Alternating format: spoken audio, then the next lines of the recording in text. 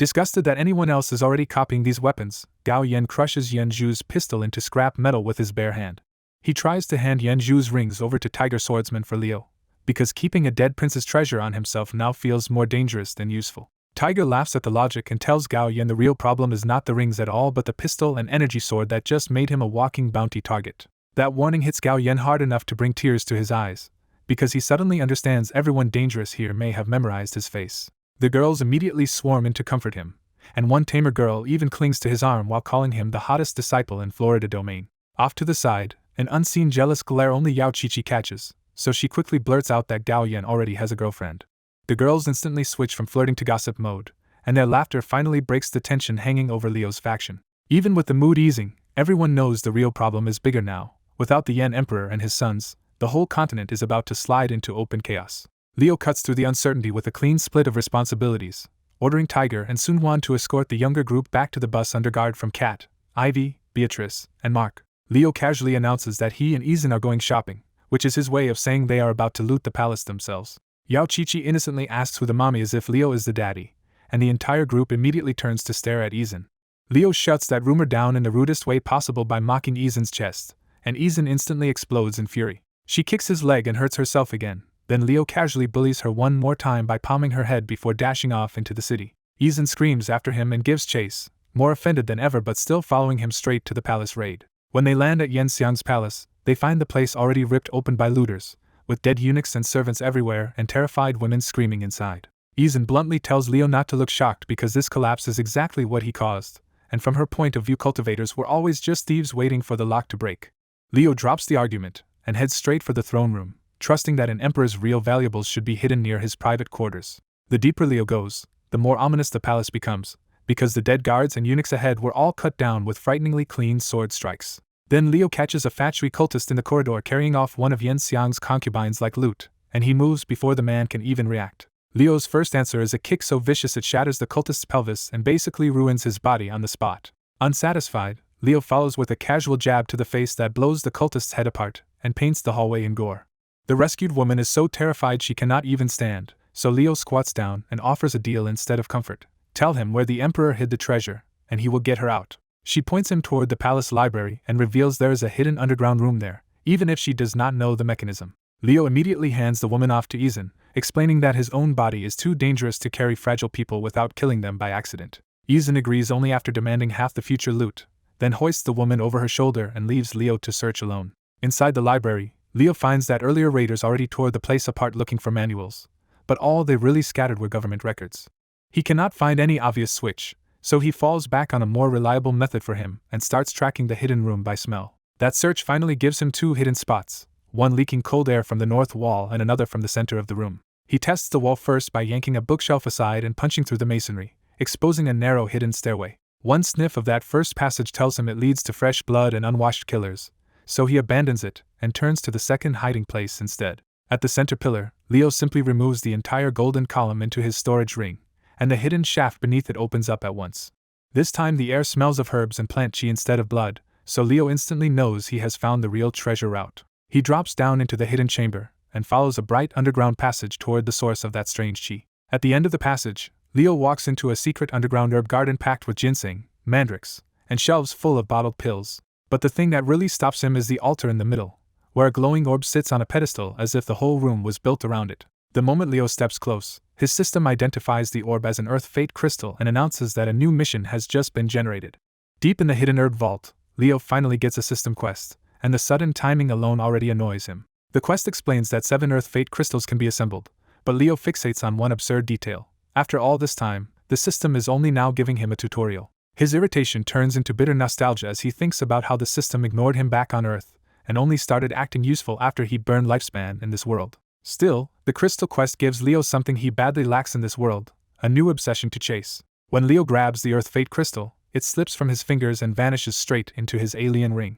A system notice confirms Liu has collected one crystal, and he enjoys the game-like progress for about 2 seconds before realizing the system still gives him no clue where the rest are. As Liu turns to leave the secret chamber, a man's shadow suddenly blocks the ladder opening above him. The intruder drops down, flickers forward with a teleport-like movement Liu recognizes, and slashes for his neck before Liu even gets a good look at him. The blade clangs off Liu's skin without leaving a mark, and the attacker recoils in shock. The swordsman vanishes again, reappears behind Leo in a humanoid orange flame form, and tries the same trick with even more power.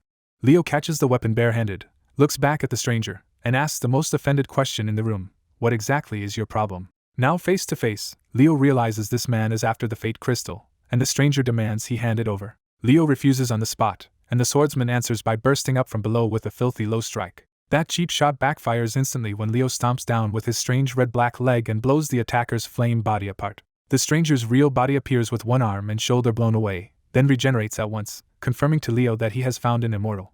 Leo is thrilled because his new side mission literally wants dead immortals, but the swordsman immediately tries to flee toward the ladder. Instead of following the normal way out, Leo punches straight through the ceiling and tears his way out of the underground chamber by force. The palace floor and debris cave in around the escape, and both fighters burst back into the open above ground. Hovering high above the ruins, the swordsman tries to regain control by declaring his Dao domain and trapping Leo inside an orange flame dome. For the first time, Leo's system actually identifies an enemy technique and explains that this flame domain burns everyone inside while healing its caster.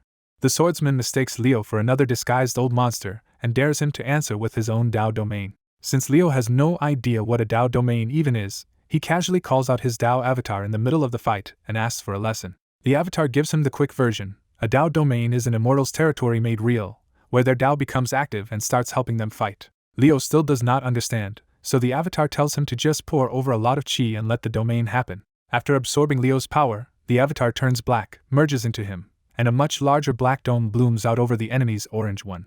The swordsman instantly realizes he has guessed horribly wrong, but before he can finish the warning, his own domain shatters and he drops out of the sky. Leo's system names the new ability domain of genes, and the description sounds so weird to him that he immediately feels underwhelmed. While Leo is busy complaining that the power sounds lame, the swordsman on the ground starts mutating into a swollen nightmare. A moment later the mutation finishes with a wet bang as the immortal's enlarged head explodes and sprays flesh everywhere. A piece of brain lands on Leo's cheek, and his only response is disgust that this world keeps trying to involve him in accidental cannibal vibes.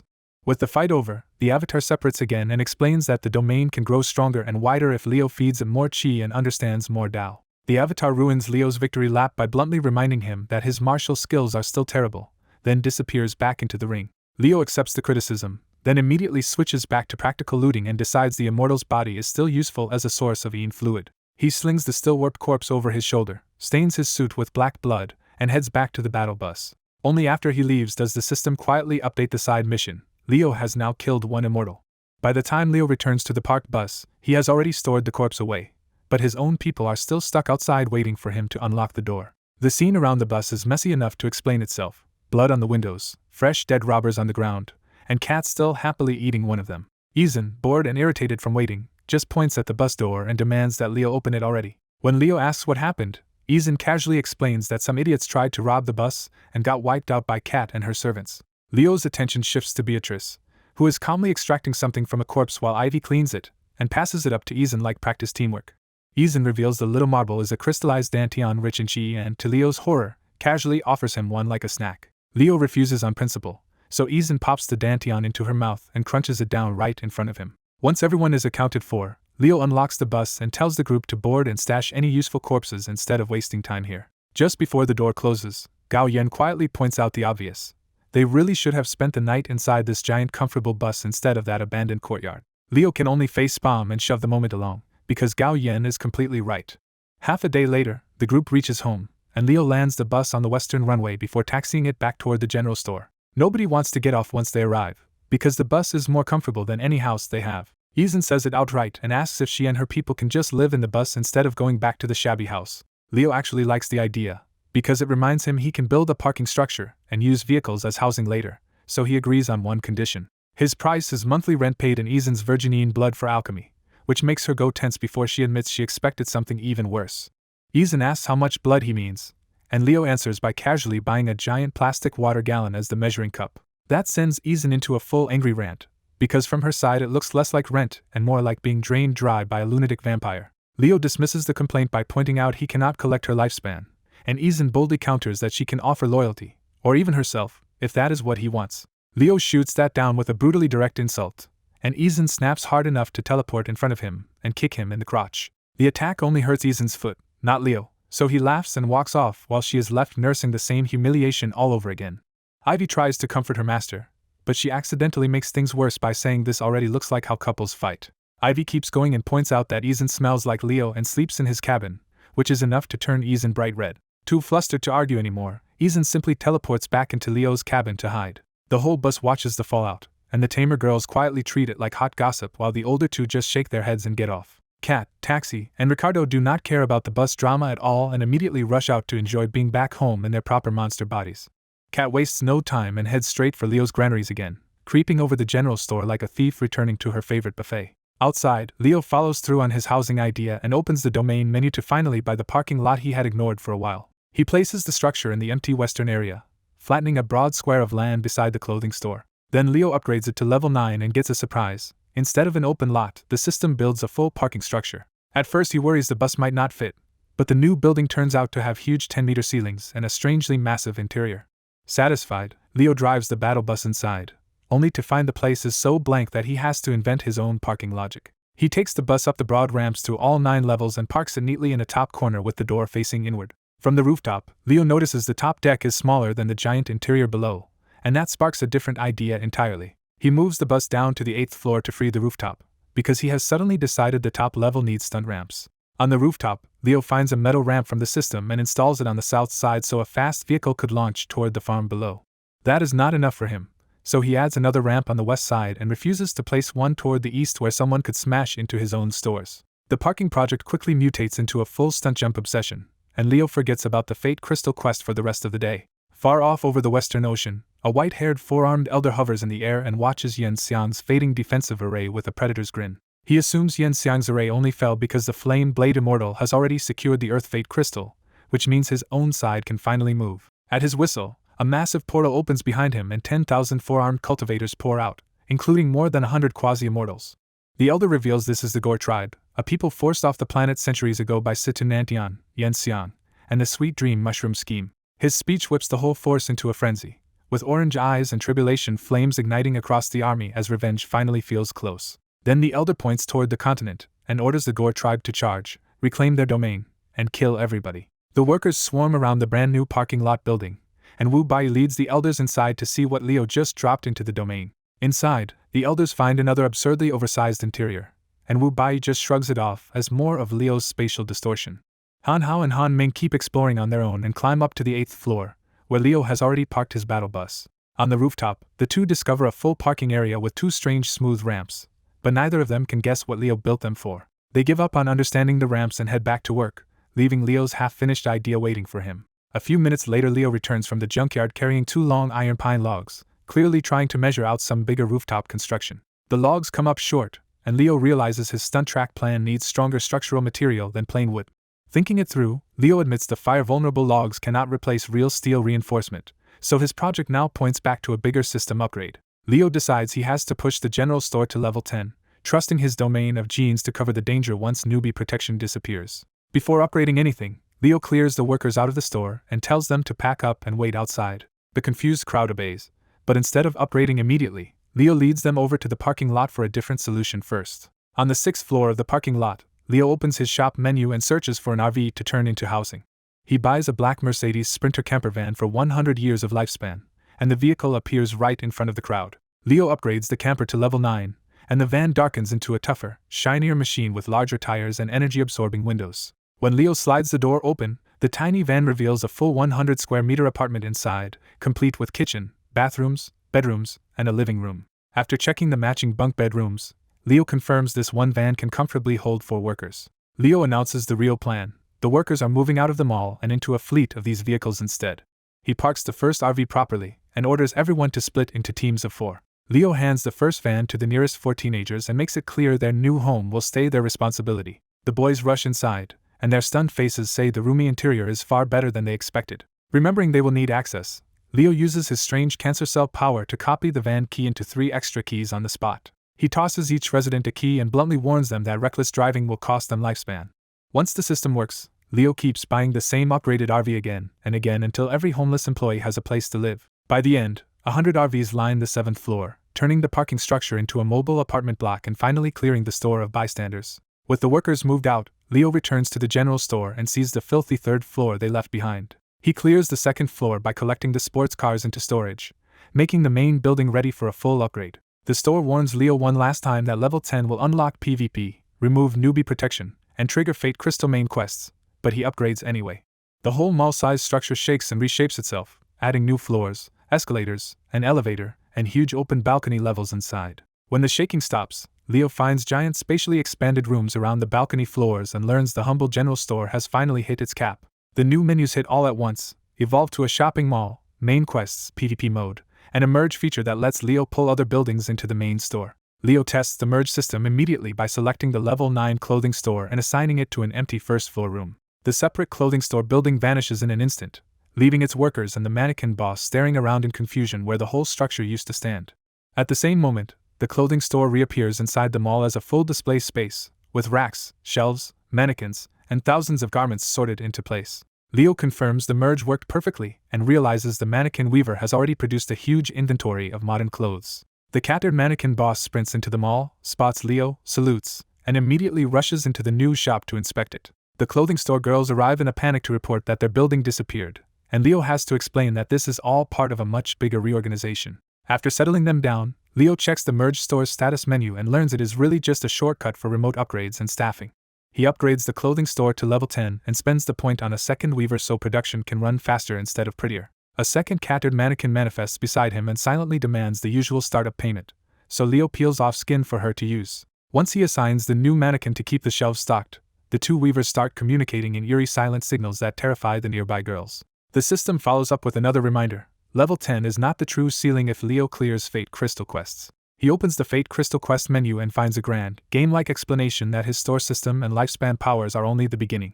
The menu breaks quests into main, repeatable, side, and time-limited categories, and to Leo it all feels uncomfortably similar to the gacha games he used to sink money into. When he checks phrase one of the main quests, Leo is startled to see that 7 of the 10 tasks are already complete from things he was doing anyway. He manually claims the rewards and instantly collects 7 building tickets and 7 automaton tickets. That reward screen opens into a full gacha page, and Leo is both horrified and fascinated to find a proper 10+1 draw system hiding inside his store domain. The automaton banner is just as shameless, with glamorous androids fronting the ad and another guaranteed rare incentive dangling in front of him.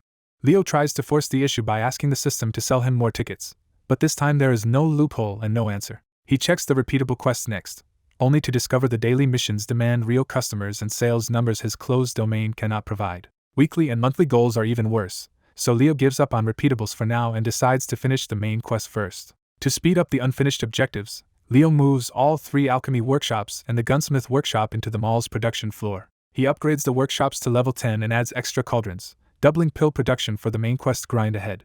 Only after that does Leo finally check the new building list, and the fresh options are enough to pull his attention away from quests for a moment. The level 10 rewards open with a food court, an essence stone quarry, and a costly yin-yang pylon tower, giving Leo his next batch of expansion targets. Leo hears the name Pylon Tower, gets curious immediately, and heads to the empty West District to build it on the spot. A massive steel pyramid manifests from nowhere, and above it a huge rainbow crystal begins rotating and pouring out icy air. Leo stares up at the structure in surprise, and the strange energy it releases quickly draws people over to investigate. Hua Jiashan rushes over in shock and blurts out that Leo somehow made a spirit stone heart, the crystal that once filled the world with elemental chi. When Leo asks what that means, Hua Jiashan explains that these crystals are basically the source that lets cultivators absorb chi and grow stronger. Hua Jiashan's awe turns to alarm when he notices disciples crowding the parking structure and realizes the tower's raw chi is too dense for weaker juniors to endure. Some of the younger disciples go pale and start vomiting under the dense chi, and Hua Jiashan urgently warns that without a filter array they could die from chi deviation. Annoyed but practical, Leo walks up to the steel pyramid and checks the tower's control menu himself. The menu shows a level 1 yin-yang pylon tower with elemental upgrade slots, but nothing about the containment array Hua Jiashan wants. Before spending more, Leo checks his lifespan balance and grimly sees that even after recent gains, his reserve has already taken a big hit. That reminder makes him think about the Floridian Dantian pills brewing in one of his workshops, and he hopes they will finally pay back some of the cost. Leo decides not to wait and dumps lifespan into the pylon until it jumps all the way to level 10. The upgraded tower transforms in front of them as 7 yellow hoops appear around the crystal and begin rotating on different axes. Instead of spilling chi into the air, the upgraded tower pulls the energy inward and sends bright streams racing down into the steel structure and across the ground. As the pattern completes, Leo and Hua Jiashan realize the lit channels form multiple circles across the plaza. Hua Jiashan drops into one of the glowing circles to test it, and after a brief meditation he opens his eyes in delighted disbelief. He excitedly thanks Leo and explains that the tower did more than contain the chi. It created smooth cultivation hotspots that will speed up training for his disciples. Leo still does not really trust what the radiation-like energy is doing, but he only cares that the dangerous leakage problem seems fixed. With the crisis over, Leo asks the more important question: should the tower stay balanced across elements, or specialize into one path? When Leo casually reveals that he can push the tower into yin-yang or any of the 5 basic elements, Hua Jiashan is stunned, completely speechless. Nearby eavesdropping elders are just as overwhelmed by Leo's casual claim and freeze up in matching disbelief. Since the cultivators are uselessly stunned, Leo goes to ask Izan instead and heads up to the parked motorhome. Inside the master cabin, he finds Izan relaxing on an artificial beach with Ivy, Mark, and Beatrice, all lounging in modern bikinis and swimwear. Leo tries hard to stay focused despite Izan sunbathing on her stomach with her bare back exposed, and he asks which element a spirit stone heart should prioritize. The moment he mentions the spirit stone heart, Ivy, Mark, and Beatrice all perk up because the answer matters to them too. Mark pushes hard for Ian because undead like them need it most, and he says it could even help resurrect more of their people. Ivy backs that up and adds that Ian she would also feed their nightmares, the thunder unicorns, and even Leo's pet cat. Izan gives the clearest answer of all and tells Leo to focus on Yin and Yang because those two are the foundation that can support every other element. Leo accepts Izan's advice, but when she smugly puffs herself up and the towel slips, he immediately ruins the moment by teasing her flat chest and offering crude hormone advice. Izan realizes she is exposed, goes bright red, and explodes into a furious attack while Leo bolts away laughing. After several minutes of chaos, Leo finally calms her down by buying her a pack of modern contraceptive pills, expensive enough to count as a peace offering. Back at the tower, Leo follows Izan's logic and puts every remaining point into the yin-yang path. The specialized tower answers with a brutal burst of white light that instantly turns the whole plaza into a blinding flashbang. Leo survives the blast only by frantically buying sunglasses and putting them on before the glare cooks his eyes. Nearby elders turn away with their eyes shut under the blast, while the juniors on the parking structure panic and scream that they cannot see. Leo's first reaction to mass temporary blindness is not guilt but business, because now he is already thinking about selling prosthetic eyes and sunglasses. After wrapping up the pylon mess, Leo goes back to the store and heads straight for the alchemy workshop on the 5th floor. The mannequins have already settled into the upgraded space, and a few nerdy alchemy disciples trail after Leo, baffled by the new setup. Leo brushes off their question and lets them know he simply moved the workshop so everyone has more room to work. Looking around, Leo likes what he sees. The alchemy floor now feels more like a clean modern tutoring center than a cramped old workshop. He moves deeper inside and finds 5 large cauldron rooms, each built with spectator seating and much better ventilation than before. At the very back, the new workshop connects to a storeroom that still contains the old supplies, leftover ingredients, and finished pill batches. There he finds what he came for, a Tupperware box holding 50 thick black Floridian Dantian pills. Before he can pocket the pills, the alchemy mannequin pokes him impatiently because it needs the special ingredients only Leo can supply for the next batch. Leo remembers the recipe needs his blood and flesh, so he casually feeds the mannequin another sample and sends it back to work. When Leo opens the box, the workshop notifies him that the batch produced 30 superior pills and 20 pinnacle pills. The pills boost firearm talent, poison lightning and wind cultivation, add lifespan, and even grant tribulation immunity, but the lifespan return is still far lower than Leo hoped. Since no one in this world could afford their real value anyway, Leo decides the batch is better used as personal stock and rewards for his own people. He then looks at the spare cauldrons and decides they should switch over to true immortal pills, which give the same lifespan in much less time. The moment Leo gives the order, the mannequin sprints for materials and exposes a new bottleneck. The workshop and warehouse are still too inconveniently separated. Leo tries to move the warehouse into the store through the domain menu, only to get blocked by a requirement he has been avoiding. He needs a shopping mall first. That forces him to check the store evolution option, and the price tag hits him like a scam. Another 100,000 years of lifespan. He groans, does the math on future weekly pill income, and finally convinces himself that the painful expense is still worth the long-term return.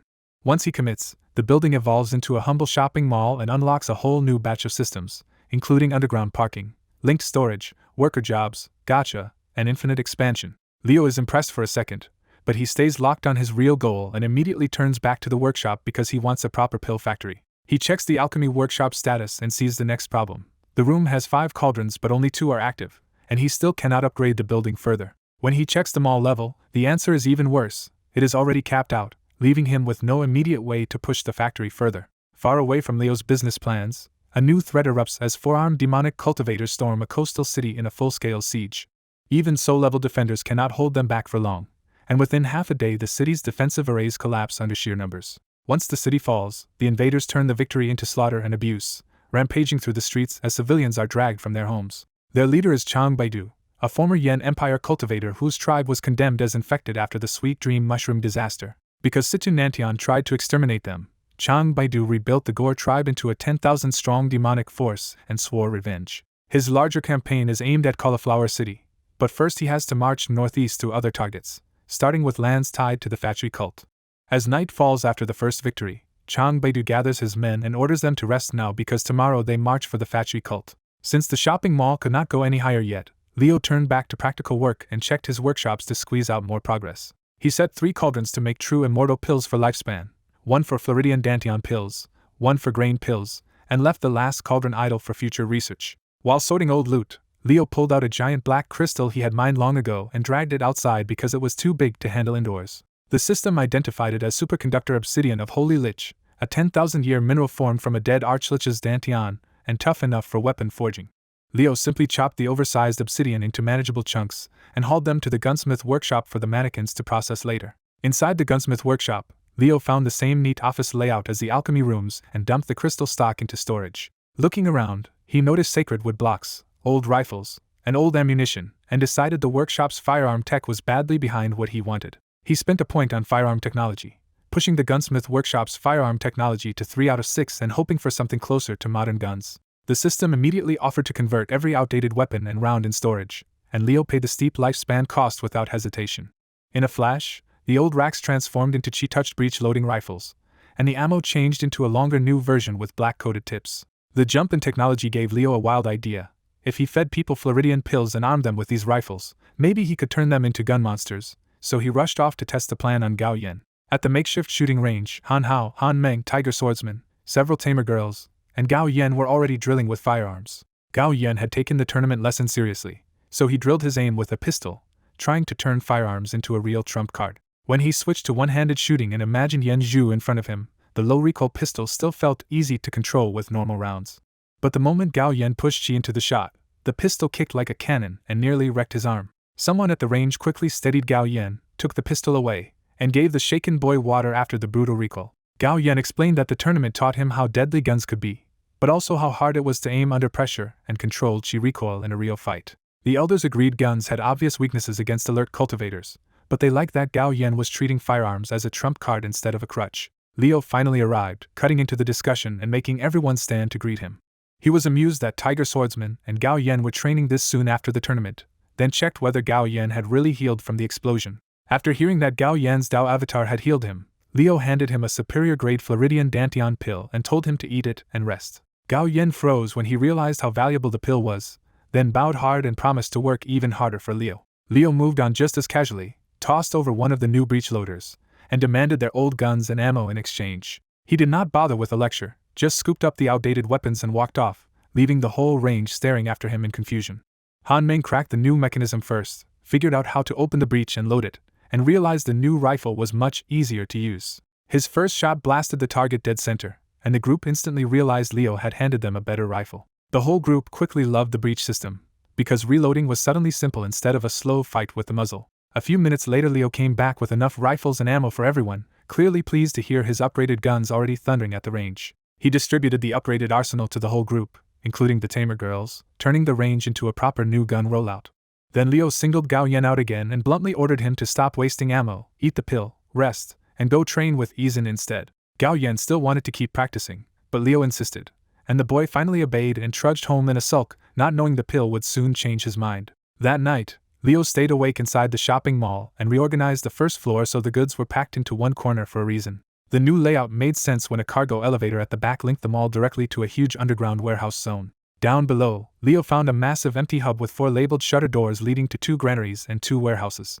He opened warehouse 1, collected plundered weapons, clothes, and pills from inside, and then stepped back out to test how secure this shortcut really was. Outside the warehouse, Leo found a nearby disciple helping a mannequin with a trash bin and offered the young man an essence stone to test the new back area. The eager disciple ran inside, found the strange new passage, and was thrilled right up until he smacked into an invisible wall at the threshold. He tried over and over to punch through it, but the barrier just bounced his blows back until he had to give up. When the disciple returned and apologized for failing, Leo was delighted, because the test proved the warehouse access was locked to him alone.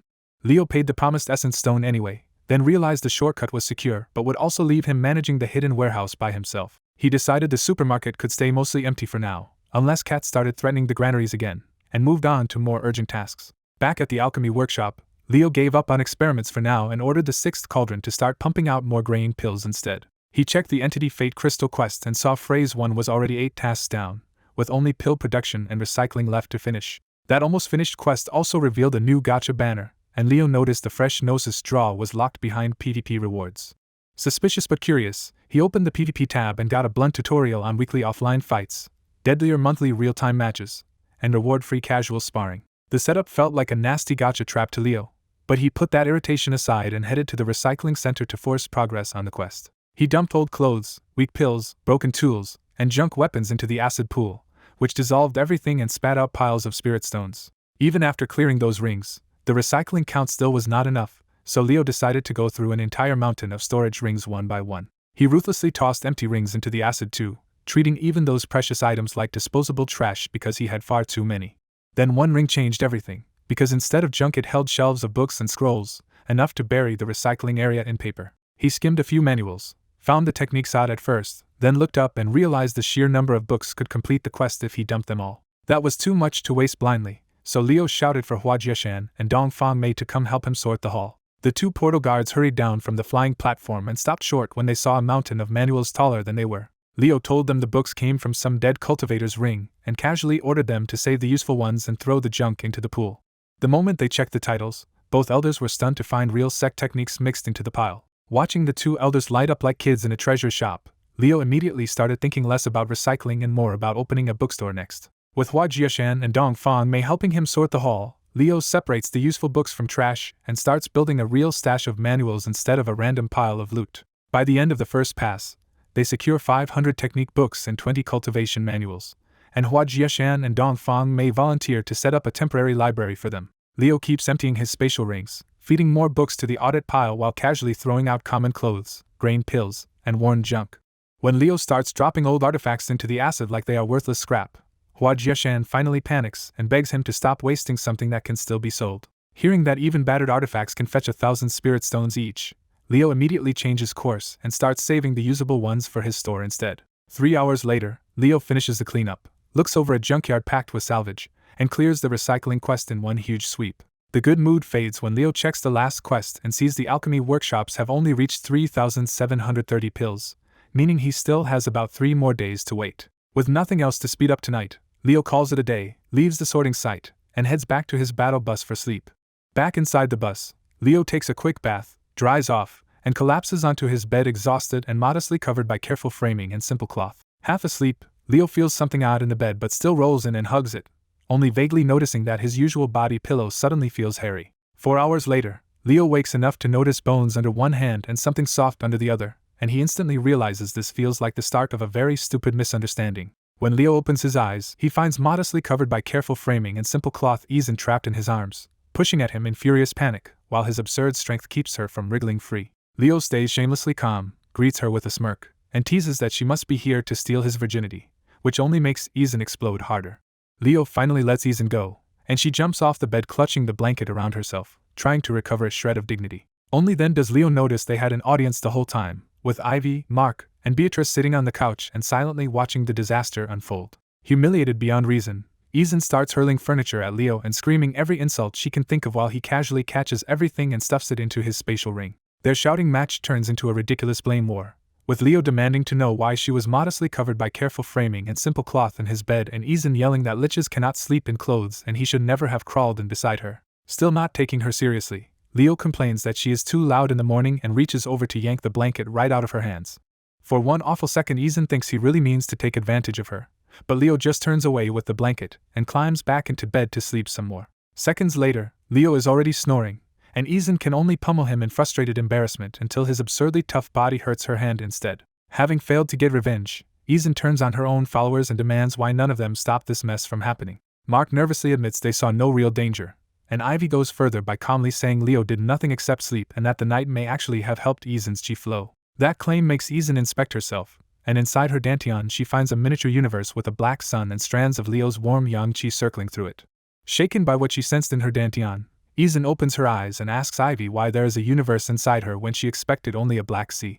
Ivy quietly drops the real bombshell. Izan is no longer a celestial emperor at all, but a true immortal now. And just to make it worse for Izan's pride, Ivy coolly recommends that she keep sleep-hugging Leo and even dual cultivate with him if she wants her strength to rise faster. After sleeping a full 9 hours, Leo wakes around noon refreshed, alone, and immediately checks how far the pill quest moved while he was out. With no other urgent task calling him, Leo finally decides to poke at the dangerous PvP feature and see what it can actually give him.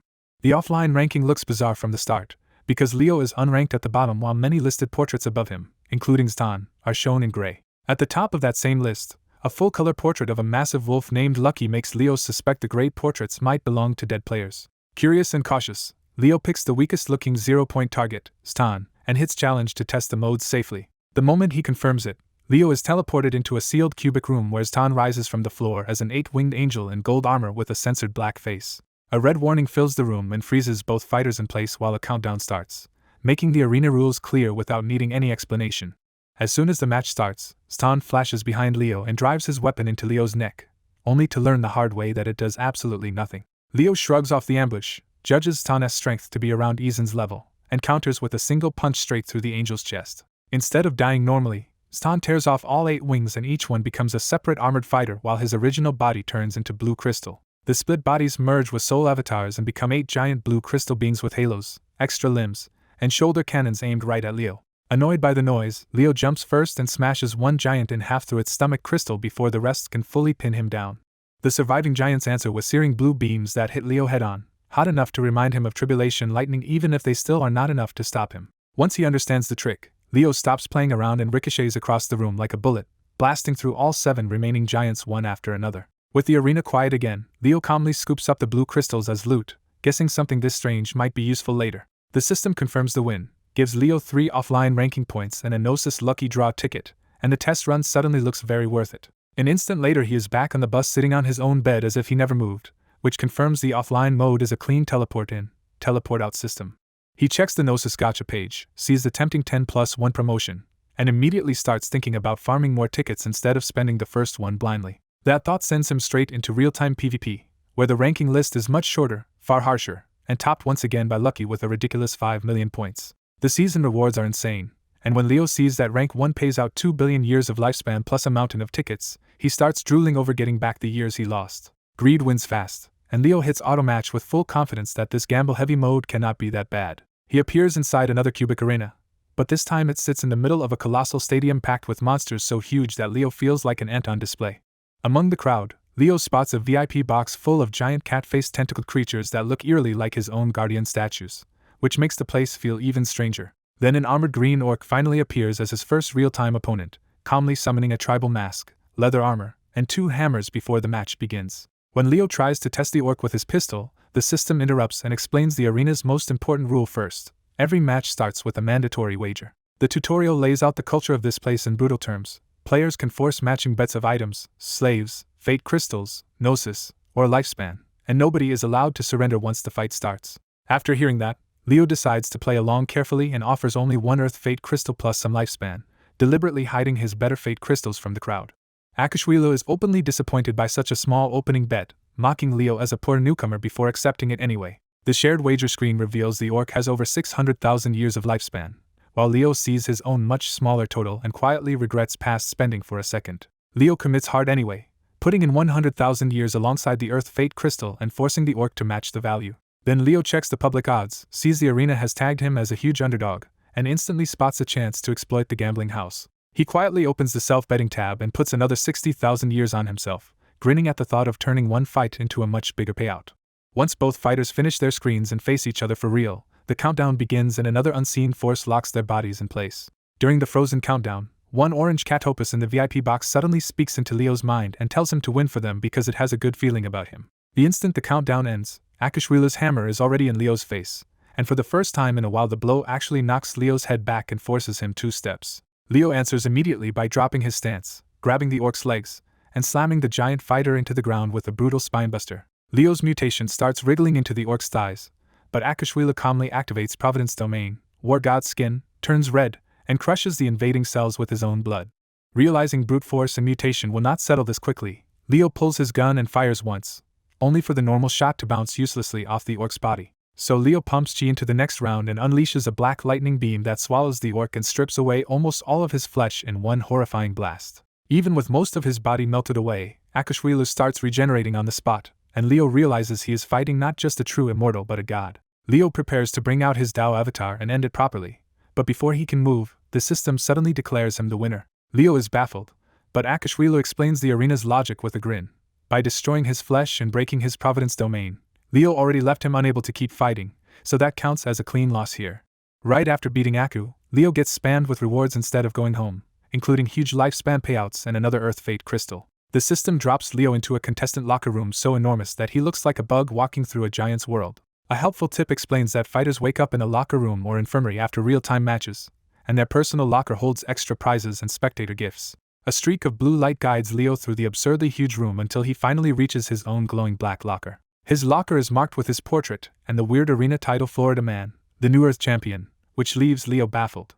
When Leo opens the locker menu, a stream of donor messages and item gifts pours in from spectators who bet big on his win. 3 cat-like patrons stand out by sending Leo bizarre jackpot gifts, including abyssal fish so huge they sound more like planets than food. Leo checks the item details and realizes the abyssal anglerfish and abyssal tuna are galactic monsters measured in thousands of kilometers, not something he can casually store or cook. The 100 tuna eggs tempt Leo for a second, but the creatures are so massive that his dream of raising them dies immediately. The simpler gifts are still massive, and Leo spends half an hour pulling out a flood of spirit stones until he counts 750,000 in total.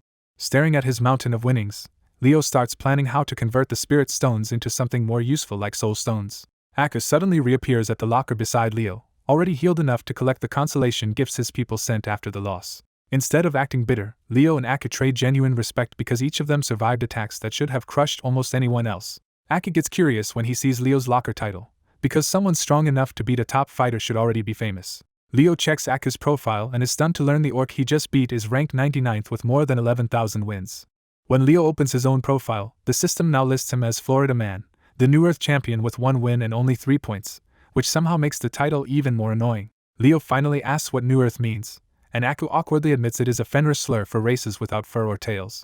Aku explains that the insult was invented by Overlord Lucky after losing to Overlord Xiao Mao, turning Leo's weird title into a racial jab with old history behind it. Aku presses harder about Leo's background, because a fighter this strong appearing from nowhere shakes his whole understanding of the top ranks. Leo casually lies that he just came out of 50,000 years of seclusion, and Aku accepts that answer immediately.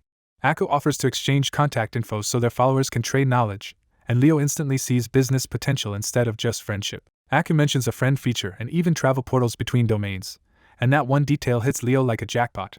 Leo eagerly promises to add Aku later and pitches his own shop and pills, turning the chat into a future sales lead on the spot. Aku admits the orcs badly need cultivation resources, so Leo walks away from his first arena fight feeling like he just landed a wealthy long-term customer. After Aku leaves, Leo gets a choice to go home or visit the stadium, and his shopkeeper instincts push him to stay and look for more customers. The teleport drops Leo into a public service hall packed with alien fighters, where he is still the smallest figure in line even outside the giant locker room. As Leo takes in the bizarre crowd, a nearby pack of werewolves keeps sneering at him instead of minding their own business. One filthy gray werewolf openly calls Leo a dirty New Earth, making the slur personal only minutes after Aku explained it. Leo tries to ignore him at first, but Grorik takes that as weakness and keeps ranting that this sacred fighters arena is no place for thieves and New Earth weaklings. That pushes Leo's Florida mouth into gear, and he fires back that the wolf god who invented the slur only did it because he lost and could not stop whining. The entire hall hears the translated insult, and the crowd instantly realizes some human just publicly disrespected Overlord Lucky. The bystanders gossip that the werewolf is Grorik from Death Pack Court, but even knowing his backing, nobody steps in to stop him. Grorik finally breaks line, storms over, and grabs Leo by the collar while roaring that he is courting death. Leo does not flinch and doubles down with an even nastier insult right to the wolf's face. Grorik snaps and throws a punch at Leo's face, but compared to Aku's power it lands like a joke and does nothing.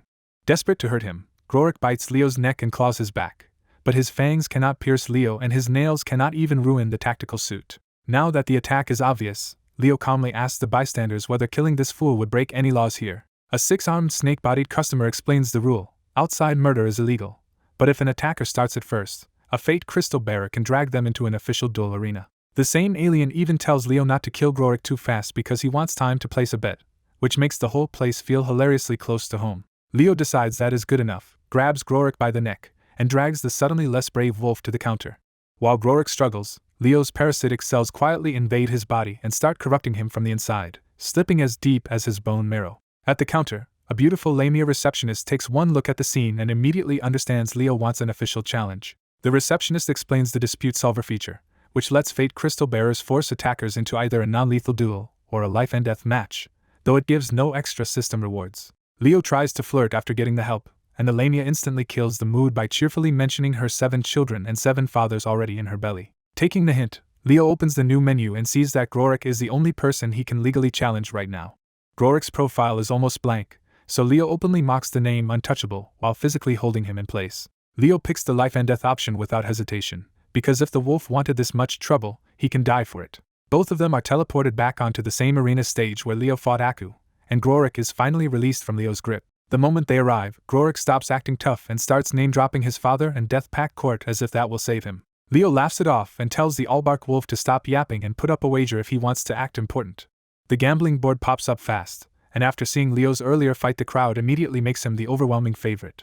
Grorik is supposed to make the first offer, but he has no system experience at all and just keeps screaming while the timer burns down. Once the idiot times out, Leo checks his lifespan and realizes the so-called Untouchable only has 5,253 years to his name. Leo compares that to his own fresh 621,154-year total and almost laughs at how profitable this stadium has already become. He strips Grorik's entire 5,253 years in the official wager, and then throws a brutal 610,000 years on himself in the gambling house too.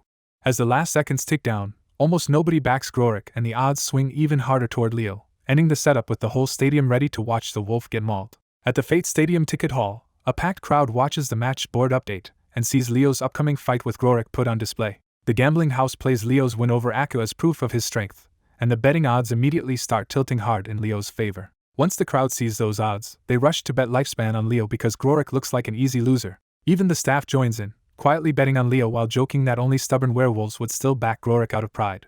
Inside the arena, Leo watches his own payout get worse and worse until his massive bet barely promises any return, which leaves him flatly annoyed. Across from him, Grorik strains against the arena's restraint and bellows for Leo to answer him, but Leo refuses to engage. While Grorik keeps screaming, Leo shuts his eyes and uses the forced wait to meditate through the noise until the countdown finally ends. The instant the signal sounds, Grorik explodes into a massive wolf form that takes up half the stage. Leo notices black fur spreading through Grorik's coat and realizes the infection is progressing slower than he expected, which means the werewolf is tougher than he thought. Still clueless about what is happening inside his body, Grorik roars out his wolf pack domain and summons a ring of armed werewolf clones around Leo. The entire pack charges together, but Leo just stands there and casually wonders whether the arena will let him take the corpse home. The blades and even Grorik's claw strike bounce off Leo without moving him at all. Since brute force is useless, Leo quietly calls out to his sentient Dao avatar and orders it to mutate everything in the arena. A black dome swallows the stage for a few seconds, and when it vanishes, every wolf on the field has turned fully black. Grorik laughs at the change and mocks Leo for having a domain that seems to do nothing but repaint him. Leo answers with a cold "you're already dead," and that line lands just before Grorik's body finally starts failing. As soon as Grorik tries to gather power again, his stomach turns, his limbs go numb, and a crawling sickness races through his blood. Then the clones bloat like overfilled carcasses and burst one after another, spraying black blood all over the arena. The real Grorik collapses into a seizure, foaming at the mouth and finally demanding to know what Leo did to him. Leo does not bother answering and walks off to collect the exploded clone corpses because their meat, eyeballs, heme fluid, and organs are valuable alchemy materials. Behind him, Grorik tries to reach out one last time, but his throat swells shut and his consciousness fades before he can say another word. Grorik's body swells even further, pops open in fountains of black blood, and turns into one more pile of useful loot for Leo. After the system confirms the win, Leo insults Grorik's title, packs up the body, and checks that his lifespan stash has climbed high enough for future projects. With the fight over, the arena teleports Leo back to the locker room so he can go see what the crowd's donations look like. Back in Leo's world, Frozen Fire City is already in disaster as four-armed gore cultivators slaughter the town and wipe through the Fatui cult's underground base. Instead of pushing onward right away, the invaders drag surviving cultists out for questioning because Chang Baidu wants the names of the mainland's strongest experts. When the prisoners hesitate, Chang Baidu casually blows one man's head apart with a flick stone and repeats the question with lethal patience. One trembling survivor blurts out that Emperor Yen Xiang was the strongest, but another prisoner nervously adds that Yen Xiang is already dead. That catches Chang Baidu's attention at once, and he demands every detail about Yen Xiang's death and the sect that replaced him. The cultists only know rumors, but they do reveal the key point: A new sect won the seasonal tournament, and someone from that sect killed Yen Xiang and his sons. Chang Baidu likes the sound of whoever killed the emperor, but when the prisoners can tell him nothing else, he decides their usefulness is over. He mockingly says they are free, then opens a void beneath them and sends them screaming into a blood-red abyss. After looting the city, Chang Baidu orders his army split into 10 platoons to secure the west coast first, then push north while staying wary of the Death Sword sect. Meanwhile at the store, Yao Qiqi wanders around bored because Izan is still in Liu's bus, Kat is out hunting, and Sun Wan is busy cultivating. Her drifting walk ends when she bumps straight into Wu Bai, who is so absorbed in his smartphone that he never sees her coming.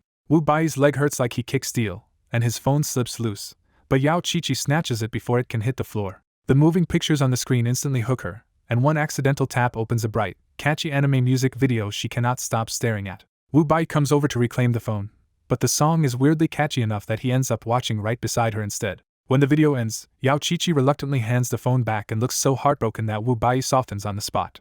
On his day off, Wu Bai offers to watch videos with her and even promises to ask Leo for a smartphone of her own later, which instantly cheers her up. She immediately asks for the same song again, so the old alchemist sits with her on a sacred wood block and replays it over and over. After 20 repeats, the song has drilled itself into Yao Qiqi's head so deeply that she dances away humming it like she has been spiritually struck by lightning. On the rooftop, Yao Qiqi keeps singing and dancing until a newly awakened Dao avatar manifests beside her in the same idol-like outfit and hairstyle from the video. The moment the avatar lands, Yao Qiqi shouts Qiqi Bima and fires a purple tribulation lightning blast straight from her eyes toward the south. People around the farm notice the bizarre beam for a second, then shrug it off because weird things around Leo's place stopped being surprising long ago. Wu Bai, meanwhile, writes down the song's lyrics for later and realizes too late that the tune has already lodged itself in his brain too. He finally gives in and starts singing the nonsense line out loud, proving the song has completely infected him too. Far south of Magpie City, a 10-man Gore Scout patrol heads north along the Canyon River to investigate the floating landmass on the horizon before Chang Baidu notices it himself. 2 scouts fool around in the water and their leader snaps at them, because if they fail to report that strange northern domain, Chang Baidu will have their heads. The others admire how unnaturally clear the river is, but the leader grows suspicious because a huge river should not look this clean. That suspicion turns into alarm when he checks his body and finds strange black cells already buried in his bone marrow, so he yells for everyone to stop and inspect themselves. The entire patrol lands in panic and starts forcing the contamination out with chi, coughing up black blood as they realize the river poisoned them. The 2 men who actually swam in the river are in far worse shape, covered in rashes, pus, black moles, and bleeding eyes as they desperately swallow pills that do nothing fast enough. Terrified of getting worse, the 8 healthier scouts abandon the pair and race back to Frozen Fire City for help, leaving the mutating 2 alone in the forest. As the abandoned pair waits in dread, the bushes behind them begin to shake and a huge shadow moves closer through the trees. A purple beam flashes past and briefly lights the attacker, revealing Cat creeping toward them with a wet body, a huge grin, and obvious hunger. The truth behind the poisoning clicks into place here. Cat had been swimming and hunting near the river, and her mutating fluids contaminated the water the scouts drank. The 2 dying scouts still do not understand that and lash out with hammer and lava domains, screaming for the monster to stay away. Cat barely reacts, looking almost disappointed, then lifts 2 roots and kills both men in one effortless exchange. The hammer crashing onto Cat's head does absolutely nothing, and that only confirms how hopeless the 2 scouts really were. Satisfied at last, Cat tosses the pierced body into her mouth, scoops up the fresh meat paste with her branches, and gleefully devours everything. After leaving his locker room, Leo pops back into the ticket line outside Fate Stadium in a great mood because this place is already turning into a lifespan farm for him. This time nobody dares to hassle him, and the same Lamia clerk calmly welcomes him back and says she should explain how the stadium really works. The Lamia lays out the stadium's ticket system, starting with normal spectator seats and year-long season passes just like a giant sports arena. Then she explains the real draw for fighters, a fighter pass that opens hotels, restaurants, training facilities, and other city services inside the stadium, as long as the holder keeps fighting at least once a month. Above that is the veteran fighter pass for proven regulars, and at the top is the Crystal Bearer Pass, a VIP tier reserved for people who can verify an Entity Fate Crystal. When she asks if he has an Entity Fate Crystal, Leo's instincts scream that the question is dangerous, so he lies and keeps his Rio card hidden. Leo asks for the fighter pass instead, and the Lamia casually drops the brutal price, 10,000 years of lifespan. The cost stings, but Leo still buys the pass because he wants regular access to the stadium and its crowds for future business. When the clerk opens his status, Leo's race, age, level, and other details are all mysteriously redacted, leaving only his huge remaining lifespan visible. The Lamia presses him for his Rio race, and Leo dodges with a joke before comparing himself to Overlord Xiaomao's kind just to keep everyone guessing. Her superiors tell her to stop digging, and Leo's pass goes through as 10,000 years vanish from his lifespan. A system notice tells Leo his real-time PvP feature has been updated to allow 1 month of free stadium access. And that detail hits harder than the fee because it means this place can touch his system. Uneasy, Leo mentally asks Jeans about the danger, and his Dao avatar explains that the stadium can only affect a common shared feature, not the deeper store system tied to his superior crystal. That answer settles him enough to move on, so Leo leaves the booth behind and starts exploring the massive city hidden inside the stadium. Back at the booth, the Lamia puts up a break sign, slips into a staff room, and quietly confirms to her superior that Florida Man is almost certainly carrying an entity fate crystal. Her superior orders total caution. They still do not know Leo's true strength or system, and if he has a broken ability like Karmic Severance, provoking him could get them all killed. The warning works, and the Lamia drops any thought of scheming against Leo and agrees to just watch him for now. Meanwhile, Leo roams the stadium city like a kid in an arcade, dazzled by condos, malls, parks, and stranger facilities packed inside the arena. Being a shop owner himself, he heads straight into a mall called Telecom to study what this rival marketplace sells. The first thing he finds is a female products aisle full of bizarre pills, and one glance at aphrodisiacs and hymen restoration medicine is enough to make him immediately bail. He escapes to a more practical section, spots compact portable alchemy cauldrons, and briefly wishes his own workshops had equipment this convenient. The cauldron is cheap enough, but he puts it back and keeps exploring because he is here to learn the market, not impulse buy. On the mall's second floor, Leo stops cold when he realizes the entire level is a spaceship dealership. He spots a poster for the same stellar Model 3 as the ship he once found on Earth and rushes toward that dealership, hoping it will finally tell him something about where his crystal came from. The seller turns out to be a giant bald monkey-tailed brute named Naz, who greets Leo with loud casual swagger and starts pitching the ship like a used car salesman. Leo asks about the model on the poster, and Naz eagerly leads him to a portal that supposedly goes straight to the actual ship. Leo knows this could be a trap, but the chance to investigate that ship is too important, so he steps through anyway. On the other side, he lands on the bridge of the spaceship itself, but outside the stadium's field, Naz's speech turns into total gibberish. That instantly teaches Leo an important rule: the stadium itself is translating everyone, and outside it the language barrier comes right back. They retreat back to the stadium, and Naz switches to a safer sales tactic by projecting a hologram model of the ship on a display table. From the hologram, Leo sees the ship is less a war machine than a cargo-heavy transport model, packed with blank rooms and hauling space. Naz hypes it as a smuggled war relic with less than 1,000 light-years of mileage and opens at 5,000 soul stones, trying hard to make old stock sound special. Leo immediately suspects damage, and Naz gets sweaty fast when the bluff lands too close to the truth. Instead of arguing blind, Leo steps away and checks his own shopping system for the real Stellar Model 3 listings. The search confirms his guess. There are many Stellar variants, and the transport-style one Naz is pushing is nowhere near a premium warship. Then the real prices nearly make him choke, because even the commercial model costs 1 million years of lifespan and the top Star Destroyer model reaches 20 million. Armed with that information, Leo turns back and slashes the offer down to 1,000 soul stones. Naz keeps trying to crawl the price back up, but Leo acts ready to walk and refuses every desperate counteroffer.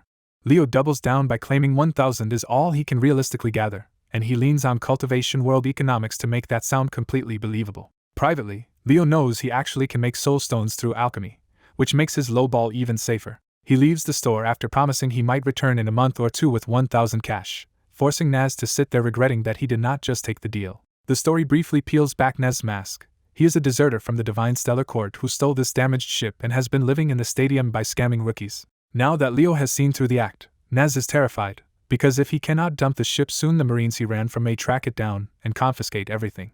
Leo keeps shopping and grabs brochures from legitimate dealerships, only to confirm that every clean battleship on the market is far beyond what he wants to spend. That makes his next choice simple. The second-hand ship from Naz is probably the only realistic lead on his past, stolen or not. With that decision parked for later, Leo moves up to the third floor to study another corner of the stadium's luxury market. The third floor is packed with luxury clothes, armor, artifacts, and trinkets, but most of it is built for giants and large species rather than humans. Deep in the back, he finally finds a humanoid-sized weapon shop and steps inside to see if this floor has anything more practical. Instead of a quiet showroom, Leo walks into chaos as floating octopus cats are already fooling around with swords inside. The red-skinned dwarf owner barks at the sword-happy Cathelhood to stop swinging immortal-grade weapons around before he hits someone. The brown Cathelhood shoots back that the shop barely gets any customers anyway, turning the whole place into a familiar bickering match. Then one of the white Cathelhus notices Leo at the door and excitedly recognizes him as Florida Man, the benefactor they cheered for earlier. The white Cathelhu warmly introduces himself as Meow Damao and presents the others as his elder brother Meow Mealord and his fiancée Cat Katarina. Leo meets 3 tiny friendly Cathelhus in the weapon shop and realizes they act a lot like the weird cat statue he knew back home. Meow Dumao proudly shows off his engagement ring and casually reveals he spent a ridiculous 1 million years of lifespan on it, nearly making Leo curse on the spot. Dumao quickly defends the purchase by explaining the ring is also a storage tool, a battery, and a one-time shield that can block a sage-level attack. When Leo admits he still does not understand this universe's upper cultivation realms, Dumao slows down and explains the ladder from mortals to immortals to deities and finally sages. The talk turns practical when the dwarf shop owner introduces himself and offers to custom-make Leo a weapon. Leo says he is from Earth, and the name alone makes the cats and the dwarf react strangely enough that Crimson 19 immediately changes the subject. While browsing the color-coded weapon racks, Leo spots an odd black stick hidden in the back corner and asks to see it. The moment Leo touches the so-called useless broomstick, it shrinks into a pen in his hand, and he is instantly interested. The dwarf offers the pen for just 100 essence stones and tells Leo to feed it blood if he wants to see what it can really do. Leo drips his transparent blood into the pen, and that one detail quietly terrifies Meow Mealord and Crimson 19 even before the weapon finishes changing. After absorbing Leo's blood, the pen turns unnaturally lightless and stretches back into a much tougher black staff with a pen-like spear tip. Leo tests the weapon by smacking himself with it, and when the blow hurts him without damaging the staff at all, he decides it is worth buying. The dwarf takes Leo's 100 essence stones with sudden respect and even calls him Your Holiness, but Leo never notices the shift in tone. With his new black pen tucked away, Leo leaves the 3rd floor and heads upstairs, still treating the whole stop like ordinary shopping. The second Leo is gone, Meow Mealord and the dwarf admit that just standing near him felt like brushing past a monster. When Mealord tries to name what Leo really is, the word physically will not come out, and he and the dwarf realize a power of redaction is blocking it. Crimson 19 orders everyone to stay silent, and Mealord finally gives Dumao and Katarina the simplest warning possible: Leo is a predator like their master. On the 4th floor, Leo takes one look at the red light district and skips it without hesitation. The 5th floor is packed with schools and training centers for all kinds of races, and Leo starts exploring it like the educational mall floor he actually wanted to see. His curiosity crashes into disgust when he spots a blatantly perverted school mixed in among normal training centers with children nearby. After wandering for an hour, Leo finds an arena built like a full 8x8 chessboard, with 16 young-looking players lined up as living chess pieces. One side turns out to be monkey-tailed humanoid kids and the other side werewolf kids, while their hovering parents watch from the edges like this is perfectly normal. At first the match looks like ordinary international chess, just played by living pieces who shout moves from the board. Then the first capture happens, and Leo realizes this is literal death chess when a white side pawn boy stabs a black side werewolf boy to death right on the board. The most sickening part is that the dead boy's parents barely react, and the whole crowd keeps watching in silence as if this murder is just the game's cost. Leo tries to jump in and stop it, but a muscular green orc spectator grabs him and warns him not to interfere with this execution ritual. The orc explains these are condemned criminals from long-lived races, and this blood-soaked chess match is their last chance to survive by winning. The explanation only gets worse when the orc says nobody revives the dead, the roles are assigned by judges, and even the weaker pieces are chosen to match the gravity of each prisoner's crimes. Leo keeps watching a little longer, but the match only turns into a dumber slaughter as both sides chase more kills instead of clean checkmate sequences. By the time only kings and a few pawns are left, Leo has had enough of the bloodbath and walks away in disgust. Outside the mall, Leo is about to teleport home when a giant billboard across the street catches his eye with another arena fight already over and a gut-ripping werewolf victory on display. The giant silver Fenrir winner launches straight into a loud wrestler-style promo aimed at the whole stadium city. Leo is ready to ignore the promo until the werewolf suddenly shouts Florida Man by name and accuses him of bullying a much younger Immortal Jr. A floating camera appears over the street, locks onto Leo's face, and instantly turns his reaction into a citywide split-screen spectacle. Since everyone is watching anyway, Leo fires back that Aniraka should train his juniors better instead of crying after they picked the wrong fight. The arena crowd loudly turns on Leo, and the giant silver werewolf leans into that momentum by painting him as trash who should be purged. Aniraka openly challenges him to a life-and-death match, but Leo just shrugs and says he is going home. Blocked from baiting him normally, the werewolf uses a veteran fighter pass and his fate crystal privilege to forcibly drag Leo into the match anyway. Before Leo can object, the silver light swallows him and drops him onto the arena stage face-to-face with the giant Fenrir. The stadium system immediately informs Leo that the challenger had to wager all his fate crystals, lifespan, and assets, so this cheap ambush suddenly looks profitable. Leo happily adjusts the wager, dumps almost all his money betting on himself, and starts thinking this idiot may have just financed his next big purchase. As the stage is cleaned and the spectators crowd in, the arena freezes both fighters in place so everyone else can finish gambling first. The public status screen compares both fighters, but Leo's race, age, and cultivation are all redacted, which instantly makes the crowd rethink the matchup. The betting odds swing wildly toward Leo, and the giant silver werewolf's swagger cracks as he realizes he may have challenged something far worse than expected. Still frozen in place, The giant silver werewolf rages that Leo tricked him, and Leo casually reminds him this whole disaster was self-inflicted. The countdown finally starts, and both men brace for an explosive first clash from opposite ends of the stage. Then the entire stadium suddenly turns red and the fight halts mid-count when an emergency alert announces a rift vacuum crisis caused by idiot gnomes using an outdated hyperspace jump. The emergency announcement shuts everything down at once. Turn off elemental gear, all fights are cancelled, all wagers will be refunded, and teleportation is disabled until the stadium is pulled free. Leo checks his system and confirms he really cannot teleport home, which makes the interruption even more annoying. The second the restraints vanish, the giant silver werewolf stops acting fearless and bolts away from Leo instead of fighting. As the stadium lights go dark and strange glowing eyes start appearing across the stands, Leo can only mutter that he should have gone home earlier. Far away at Leo's Canyon River, Cat drifts on the water after a big meal and absent-mindedly sings while everything around her starts taking on a rainbow sheen. Fresh monster carcasses and living beasts keep being dumped into the river, and the contaminated water starts killing land creatures even though the Thunder Caimans can survive it. Once Cat stops eating random prey, the poisoned river is left carrying a trail of floating corpses downstream. An hour later, Leo's mannequins arrive from the recycling center and start dragging the corpses to shore with logs and long poles like a grim cleanup crew.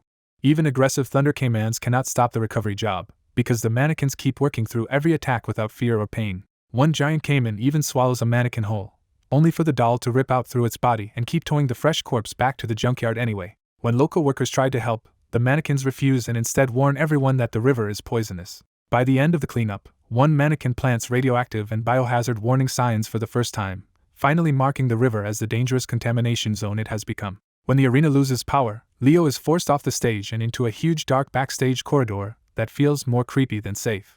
Alien fighters crowd the hallway in racial groups, but instead of picking a fight, they all keep a wary distance from the lone human. A gang of modestly covered by careful framing and simple cloth Fenrir werewolves blocks the area ahead, smoking heavy orange fumes and glaring at Leo from outside their locker room. Leo notices the strange smoke sinking under the hall's gravity and briefly wonders what kind of place this city really is. The wolves bare their fangs for a moment, but Anirecap suddenly rushes out and drags his own people back inside, which tells Leo even they do not want trouble right now. Farther down the hall, Leo spots a much stranger group, tall purple-skinned humanoids with silver-blue flame in their eyes and sleek bodysuits. Leo's curiosity instantly turns into pained regret when the alien skin-tight suits make both the women and the men impossible to look at normally. One of them approaches with full noble manners, introduces himself as Orhan, and asks Leo for a few minutes to talk about Lord Malg. Because Izan calls herself Empress of the Malg Empire, Leo gets interested and lets Orhan keep talking. Orhan grandly introduces himself as a moon-governing elder from Kutrish planet, and even calls Leo Sir Florida Man, which already feels unreal. Instead of getting to the point, Orhan spends what feels like forever introducing his entire group one by one while Leo suffers through every absurd translated name. Leo barely holds it together until Orhan proudly presents his daughter Aisha, and that ridiculous final introduction finally breaks him. After pulling himself together, Leo politely asks the real question: why does this whole race keep thrusting their groins forward during introductions?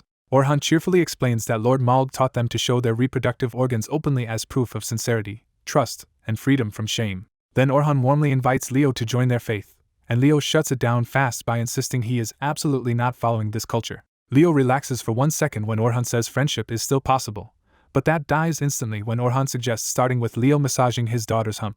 Leo bolts on the spot, and Orhan chases after him screaming for Sir Florida Man not to run from their lord. Leo finally escapes the Colosseum district, reaches a hotel area outside, and grumbles that this world has gone completely insane. He checks into the nearest hotel despite the blackout, hoping he can rest and somehow get home soon. Around noon back in Leo's domain, 6 hours have passed without anyone realizing he is missing. Soon one leads the tamer girls to the northern lava field, where the lava badgers greet them like excited little mascots. Soon one offers the badgers cabbages, and the monsters eagerly accept the food without any hostility. Even while feeding them, Sunwon notices something is wrong because these badgers have already grown from first-stage newborn monsters into third-stage beasts far too quickly. Since Yao Chichi is not here, Sunwon lets her other disciples try taming the badgers themselves. The girls succeed, and taming circles flash into existence as their thoughts connect with the chosen monsters. One newly bonded badger jumps straight into a girl's arms, and she realizes its lava body can no longer burn her.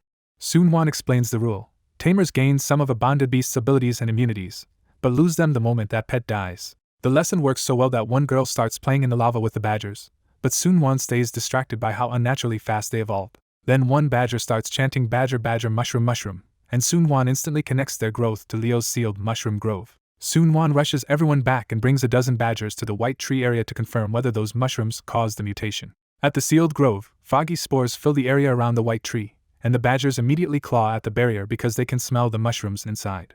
When scratching fails, the badgers dig at the ground instead, only to discover the array seals the underground too. The disappointed monsters turn big pleading eyes on their new masters, and the girls beg Sunwon to ask Leo for a share. Sunwon agrees to ask, and the whole group heads to Leo's parking garage home on foot out of respect instead of flying straight onto the roof. As they pass the peaceful 7th floor village, the boys quietly stare at the girls until they notice Sunwon and awkwardly look away. On the 8th floor, Sunwon knocks on the bus and formally asks to see Senior Florida Man. Ivy answers instead, and her first reaction to the lava badgers is to mistake them for cute new employees. Sunwon explains that the badgers are pets and asks for sweet dream mushrooms, only for Ivy to warn that those mushrooms are lethal to mortals. Ivy adds an even darker warning: true death mushrooms are mixed in there too, and even she and Izan avoid those because they can erase souls. Sunwon still pushes the request because the badgers seem sure they can handle it, and the little monsters enthusiastically chant for mushrooms again. Ivy goes back inside to ask, and a few minutes later Izan comes out with Beatrice and Mark, all dressed in matching black suits. Izan's quasi-immortal aura crashes down on Sunwon's disciples and the badgers so hard they nearly collapse before she notices and reins it in. After hearing the request, Izan grabs one badger, sniffs it, and bluntly asks whether it wants to be a skunk or a badger because it reeks. Izan decides to test the badgers at the white tree herself, warning everyone that sweet dream mushrooms might mutate them and a true death mushroom would kill them for good. Far to the south, the Gore tribe finishes taking Frozen Fire City and starts rebuilding it into a fortified base. Scouting teams return with slaves, stones, and stolen rings as tribute, and Chang Baidu rewards the progress with another round of cruelty.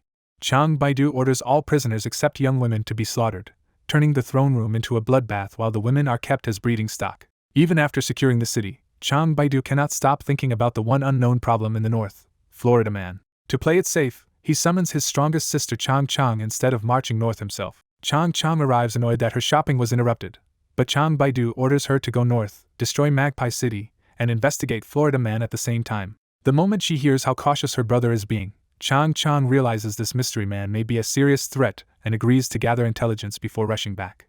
Instead of a small raid, Chang Chang gathers 1,500 elite mutants and launches north immediately. The force hides above the clouds and slips past Cat's defenses without noticing, getting dangerously close to Leo's flying platform. 1 kilometer from the platform, Chang Chang halts the advance and decides not to touch the mysterious domain at all. She orders a detour around Leo's place so they can surprise the Life Sword sect first and retreat before Florida Man can respond. But the Guardian statues on the platform are watching, and the black-winged one fixes his eyes on Chang Chang the instant she turns away.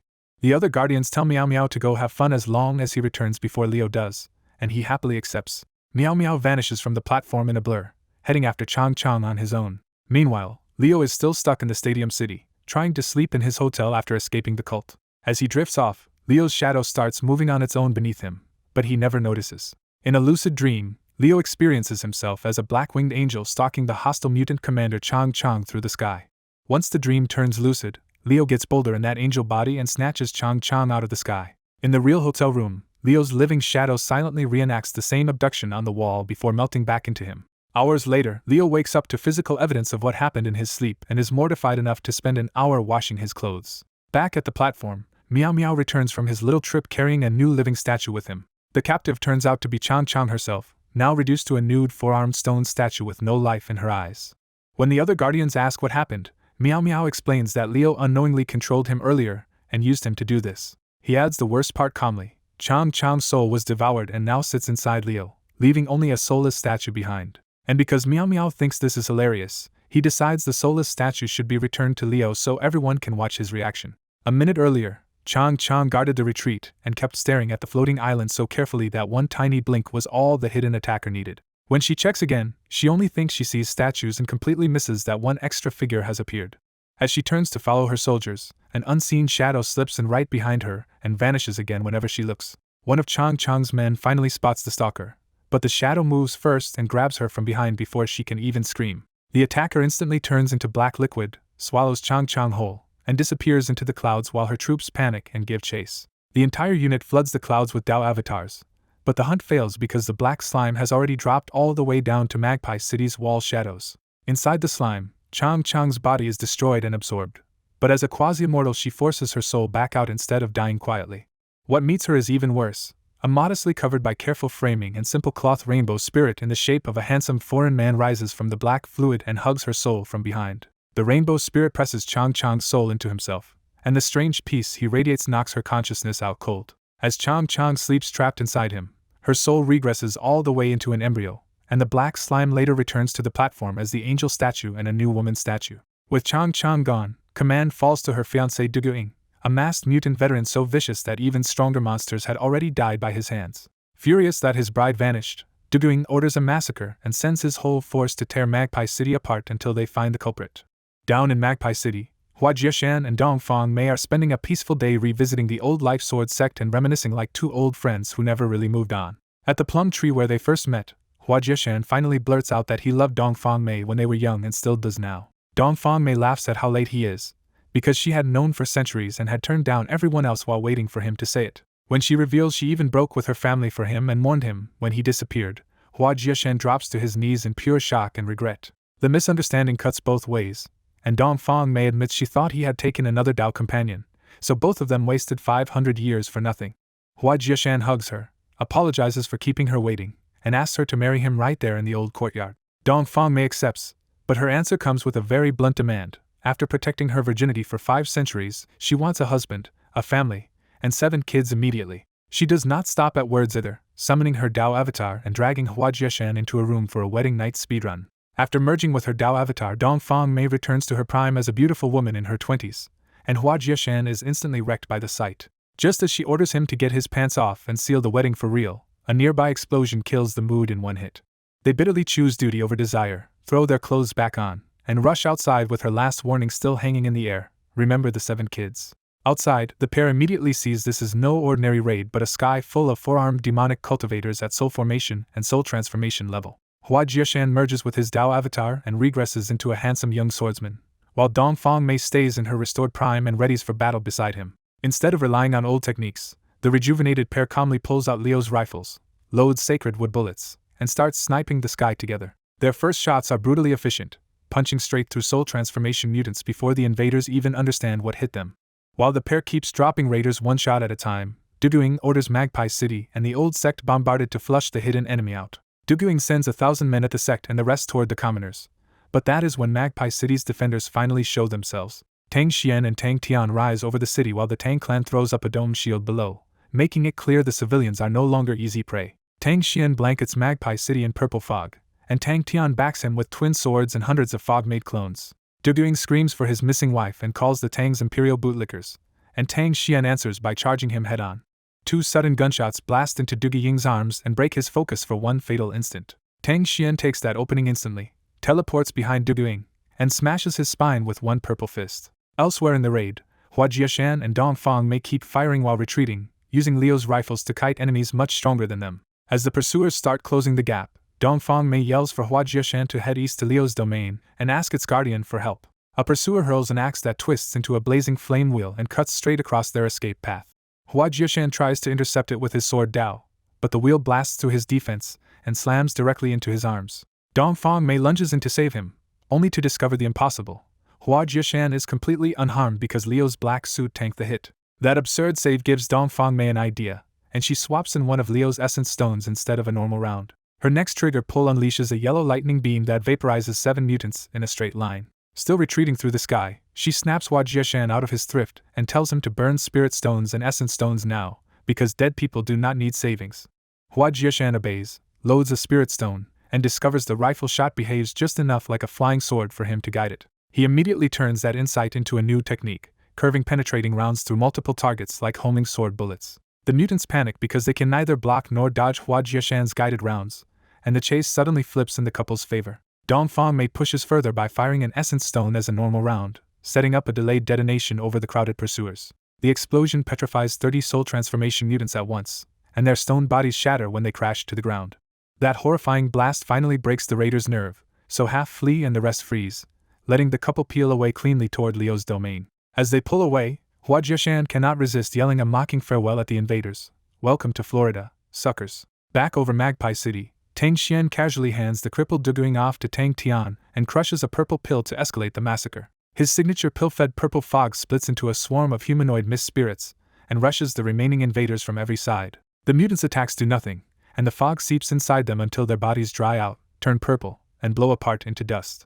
The technique destroys bodies but not souls, so the survivors' spirits flee, and within 5 minutes the raid is already broken. Once the last active attackers retreat, Tang Xian lowers his aura and returns to the ground as Magpie City's relieved civilians pour out to thank him. He refuses to posture as a savior and tells the people this is simply what cultivators should do, protect the weak from selfish ones. While Tang Xian handles the public side, Tang Tian quietly drags Duguing away, cripples him completely, and starts the ugly work of interrogation. An hour later, Tang Tian has the answers he needs and ends Duguing for good by crushing his soul. By night, the Tang clan finishes cleaning the battlefield, crushing the stone corpses and collecting every ring, weapon, pill, and resource the raiders left behind. Inside a courtyard house, Tang Xian calmly unlocks storage rings while Tang Tian sorts the mountain of salvaged junk and wonders what any of this is for. Tang Xian answers simply that the loot is tribute, because if they are going to migrate into Florida Man's territory, they need proper gifts. Tang Tian brings up the interrogation intel too, since Duguing revealed the Gore tribe is led by an immortal and backed by many quasi-immortals. Tang Xian admits this is beyond what they can fight alone, so however embarrassing it feels, they will have to rely on Leo.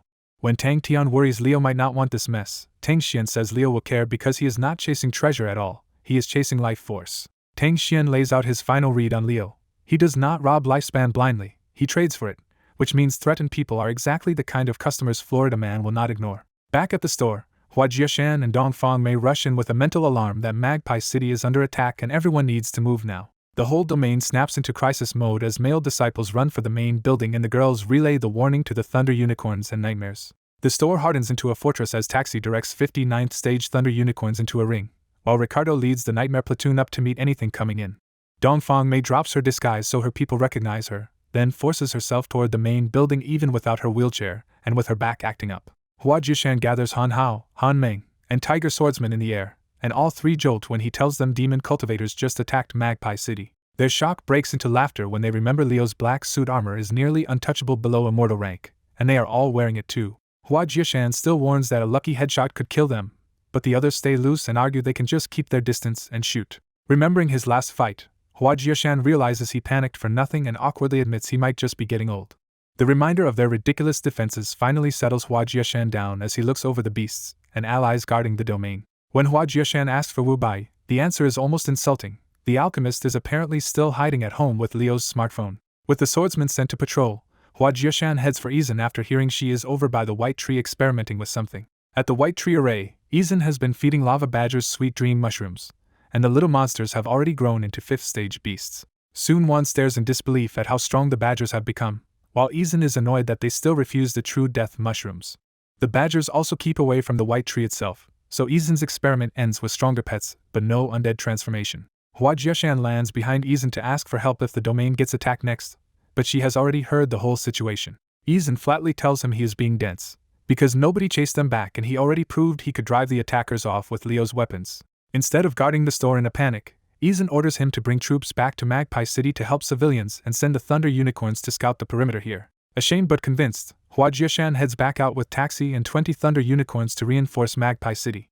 Once he is gone, Izan decides it is time to start resurrecting more of her old comrades from the Royal Guard equipment, and remains they managed to recover. Ivy silently bows and vanishes to fetch the stored bones and artifacts from the battle bus. Izan sends Beatrice to their former home to collect any remaining immortalium steel so they can forge weapons for the new units. Mark braces for a major assignment, only to get sent to the granary for rejuvenation tea and bananas because Izan is hungry. After sending everyone out, Izan scans the domain for Leo, gets nothing, and finally snaps in irritation at where that old man keeps disappearing to.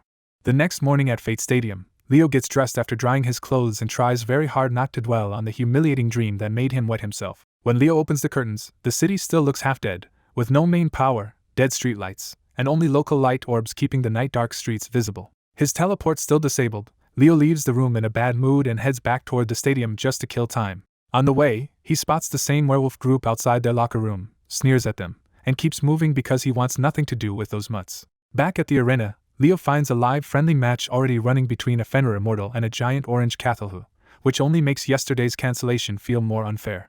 Leo storms over to complain, and the rabbit staffer politely explains that only life and death matches need technical supervision, while private friendly spars can keep going during the blackout. Leo sticks around to watch, and the giant orange Cathalhu turns the supposed match into a one-sided humiliation by batting the Fenrir around like a toy. One heavy slap finally drops the Fenrir, and the crowd cheers the orange Cathalhu's easy win while Leo keeps watching from below. As Leo studies the orange Cathalhu after the match, The creature suddenly points a tentacle at him, and loudly invites him into a friendly fight next. Leo accepts with wary amusement, and the orange Cathelhu smugly boasts that brute strength means nothing against an elite Cathelhu. Once Leo confirms this is a no-kill friendly spar, he jumps into the arena as the staff hypes him against the self-proclaimed war god on stage. The war god title catches Leo off guard, and the orange Cathelhu gleefully reveals he tricked him into underestimating the matchup. The orange Cathelhu proves the boast by flaring a rainbow aura and black tribulation sparks that look disturbingly close to Leo's own power. Before any proper signal, the cat launches a massive tentacle strike from above and tries to pace Leo with brute force. Leo dodges the cheap opening and answers with a savage kick to the orange Cathelhu's face that blasts the huge beast across the stadium. When the referee immediately declares Leo the winner, Leo is just confused because that felt way too easy. The warning proves justified when the orange Cathelhu gets right back up, brushes off the kick, and happily calls for round 2. The orange Cathelhu barrels back in, snags Leo with a tentacle, and slams him down outside the stage just as the referee finally explains the cruel real rule of friendly spars. With no death possible, the match turns into pure endurance wrestling as Leo rips the tentacle up and starts swinging the cat around in fury. Even that does not settle it, and the fight drags on for hours as Leo and the orange Cathelhu keep trading blows that stun and shove each other around without lasting damage. 6 hours later, the endless spar finally ends only because Nyan Neo tires out before Leo does. Right as the fight ends, the arena lights blink back on and the stadium announces that power and system functions have finally been restored. Leo wastes no time at all, opening his system menu and hitting return before the cat can drag him into another round.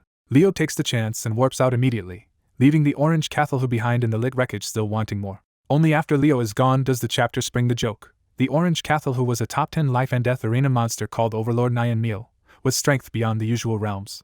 That night, the few survivors of Chang Chang's failed attack crawl back to base and throw the whole camp into panic. Chang Baidu crouches beside a terrified captain, speaks almost gently, and demands the full story. The captain explains how Chang Chang was ambushed at Magpie City, Tang Xian appeared with 2 strange long-range fighters, and even Dugu Ying was captured by a quasi-immortal. Chang Baidu keeps his word and does not punish the survivors, but the calm on his face only means he is already planning a bigger war. 100 quasi-immortal bodyguards emerge from the palace, and Chang Baidu orders them to treat the wounded, gather everyone, and finish mobilizing before midnight. He broadcasts a voice command across the camp, declaring that Tang Xian's clan will be crushed first and Florida Man probed next. By midnight, Chang Baidu has 8,000 soul transformation mutants and 100 quasi-immortals ready to march, and he whips them into a bloodthirsty frenzy with promises of burning Magpie City and feasting on humans. The entire host launches into the sky and heads north like a black tide.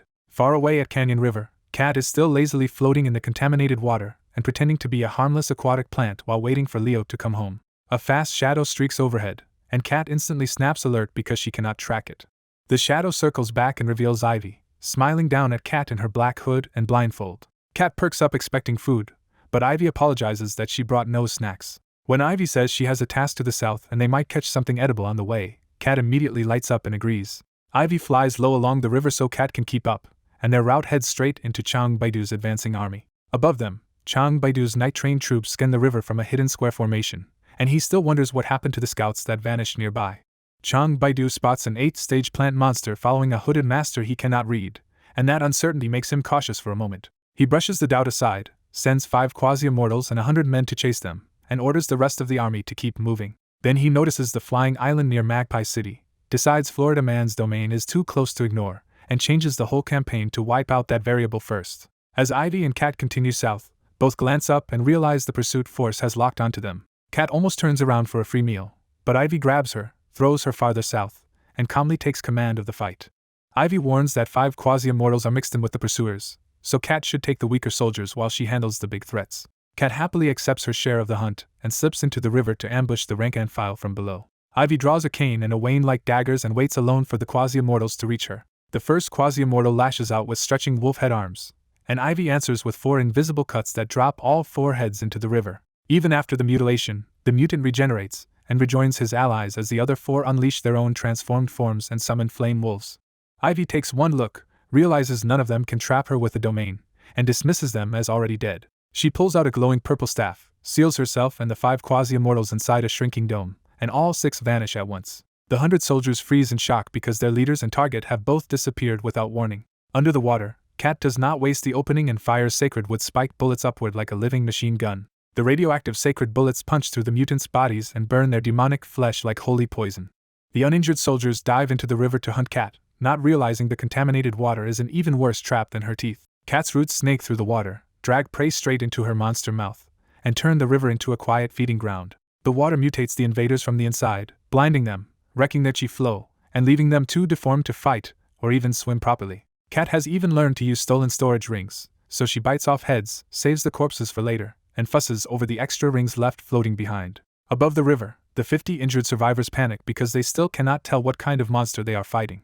One soldier flees to call for help, and the rest decide to bombard the whole river at random just to force the hidden predator out. Fireballs, lava beasts, and earth attacks pound the river until the water boils and explodes around Cat's hiding place. The barrage finally works, and Cat yells as she leaps out of the water and bolts for the nearby forest with fresh, burned scars across her body. The surviving mutants chase after Cat, and that is exactly when Ivy returns behind them through another purple dome. She does not come back alone, because the 5 quasi-immortals now trail behind her as purple-flamed undead puppets.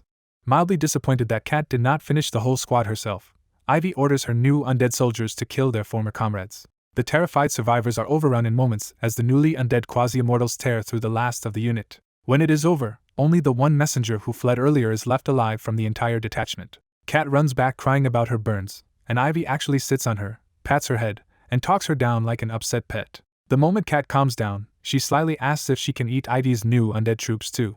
Ivy firmly refuses, saying Cat can keep what she killed herself but not Ivy's spoils of war, and Cat sulks back to the river to collect her own bodies. Elsewhere, Izan receives Ivy's excited warning that an Earth celestial immortal, 95 quasi-immortals, and a swarm of lesser troops are flying straight at them. She first thinks to dump the problem on Leo, remembers he still is not back, and resigns herself to handling the attack herself. Then Izan brightens because this is the perfect chance to test Leo's new toys on real enemies. She tells Ivy to continue the original mission and bring back their old comrades from home, while Izan babysits the incoming army. After that, Izan loudly orders everyone to stop pointless patrols, gather in the south, hide the girls and critters inside the store, and get the adults' guns ready. Chang Baidu soon reaches Leo's domain border and halts his army in front of the floating island and its strange waterfall gate, spilling monsters and beasts into the canyon river. Under the island, electrified fog and leftover tribulation clouds crackle with colored lightning, turning the whole border into a dangerous storm front. Ricardo's 50 nightmare horses hold the sky while 50 unicorns, led by Taxi in human form, lock down the ground and make Leo's southern defense line feel very real. On the store rooftop, Taxi's allies bring out Leo's new weapons, while inside the building the younger disciples and lava badgers are already tucked away as the last fallback. Izan is the strangest part of the whole scene, because she is lounging by the white tree array on a beach bed while Mark fans her and mixes drinks, as if no invasion is happening. Even the guardian statues seem to be mocking the invaders, and Chang Baidu starts to feel that this domain is much stranger than he expected. Chang Baidu judges the 9th stage monsters as a serious threat to his quasi-immortals, but the 2 relaxed youngsters near the farmland bother him even more because he cannot read their strength. He inspects the buildings and the spirit stone heart, guesses this all must be Florida Man's work, and decides he has to confirm whether Florida Man is hiding here. He roars out his name and demands the leader appear, and the shockwave from his voice hits the entire defense line like an earthquake. On the store rooftop, the weaker defenders crumple under Chang Baidu's voice with blood running from their ears, while the beasts are the only ones who mostly hold their ground. Leo's mannequins react instantly by feeding the injured high-grade pills, carrying them inside to sleep off the damage, and replacing them on defense with armed mannequin units. When no leader answers his challenge, Chang Baidu starts to think Florida Man may be hiding, gone, or disguised as one of the 2 youths below. To test them directly, Chang Baidu descends and lands 50 meters from Izan and Mark. He demands to know where Florida Man is, and Izan casually stands up in her black suit instead of giving him a proper answer. Chang Baidu gets distracted the moment he sees her clearly and switches from interrogation to filthy flirting, offering her wealth and concubine status. Izan shuts him down on the spot, mocking his face and making it clear she is not remotely impressed by an ugly old immortal. Instead of backing off, Chang Baidu gets more excited and threatens to either take her willingly or turn her into a limbless toy. Izan only sighs and briefly thinks that, for all his faults, Leo has at least never treated her like this. Mark cannot take it anymore and slams his giant bastard sword into the ground between them to block Chang Baidu's advance. Chang Baidu laughs at the interruption and asks if Mark is Florida Man, and Mark angrily says it would not matter if he were. Chang Baidu answers with a single brutal punch that knocks Mark's head clean off. Chang Baidu starts to gloat over the kill, but Izan coldly points out that he just attacked a Dullahan the wrong way. The moment she says he messed up, Mark's headless body swings the bastard sword and blasts Chang Baidu hundreds of meters into the sky. When Chang Baidu regains control in the air, Mark's severed head is already floating ahead of him, while the headless body dives in from above with the sword ready.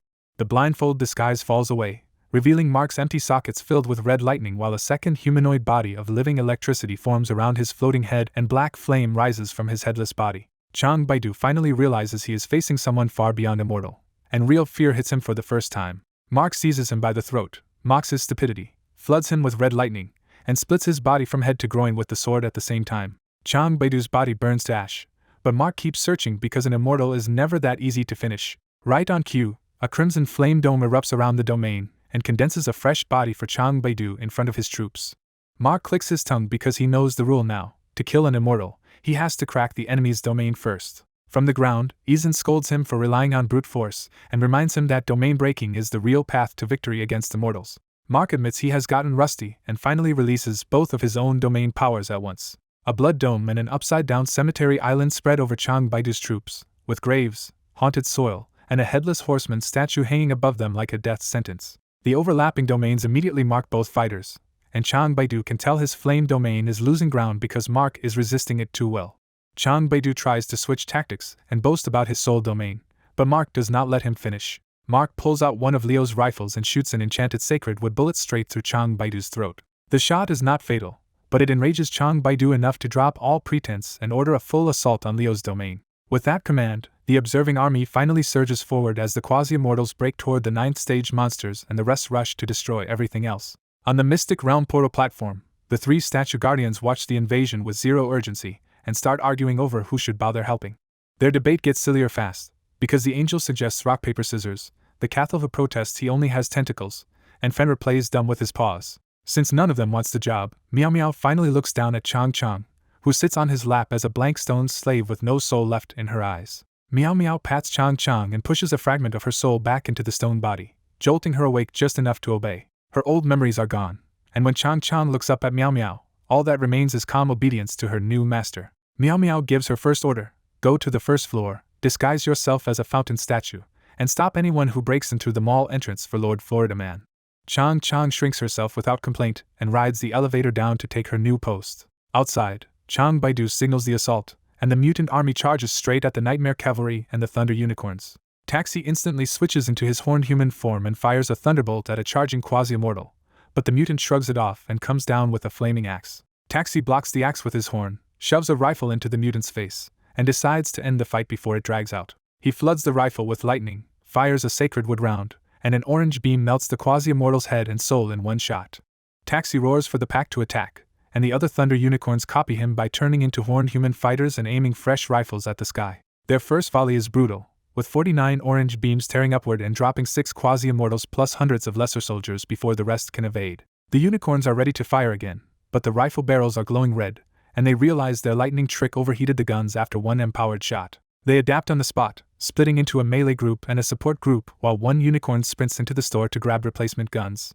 Inside the gunsmith workshop, the 2 worker mannequins barely spare the thief a glance and just keep mass-producing rifles and bullets.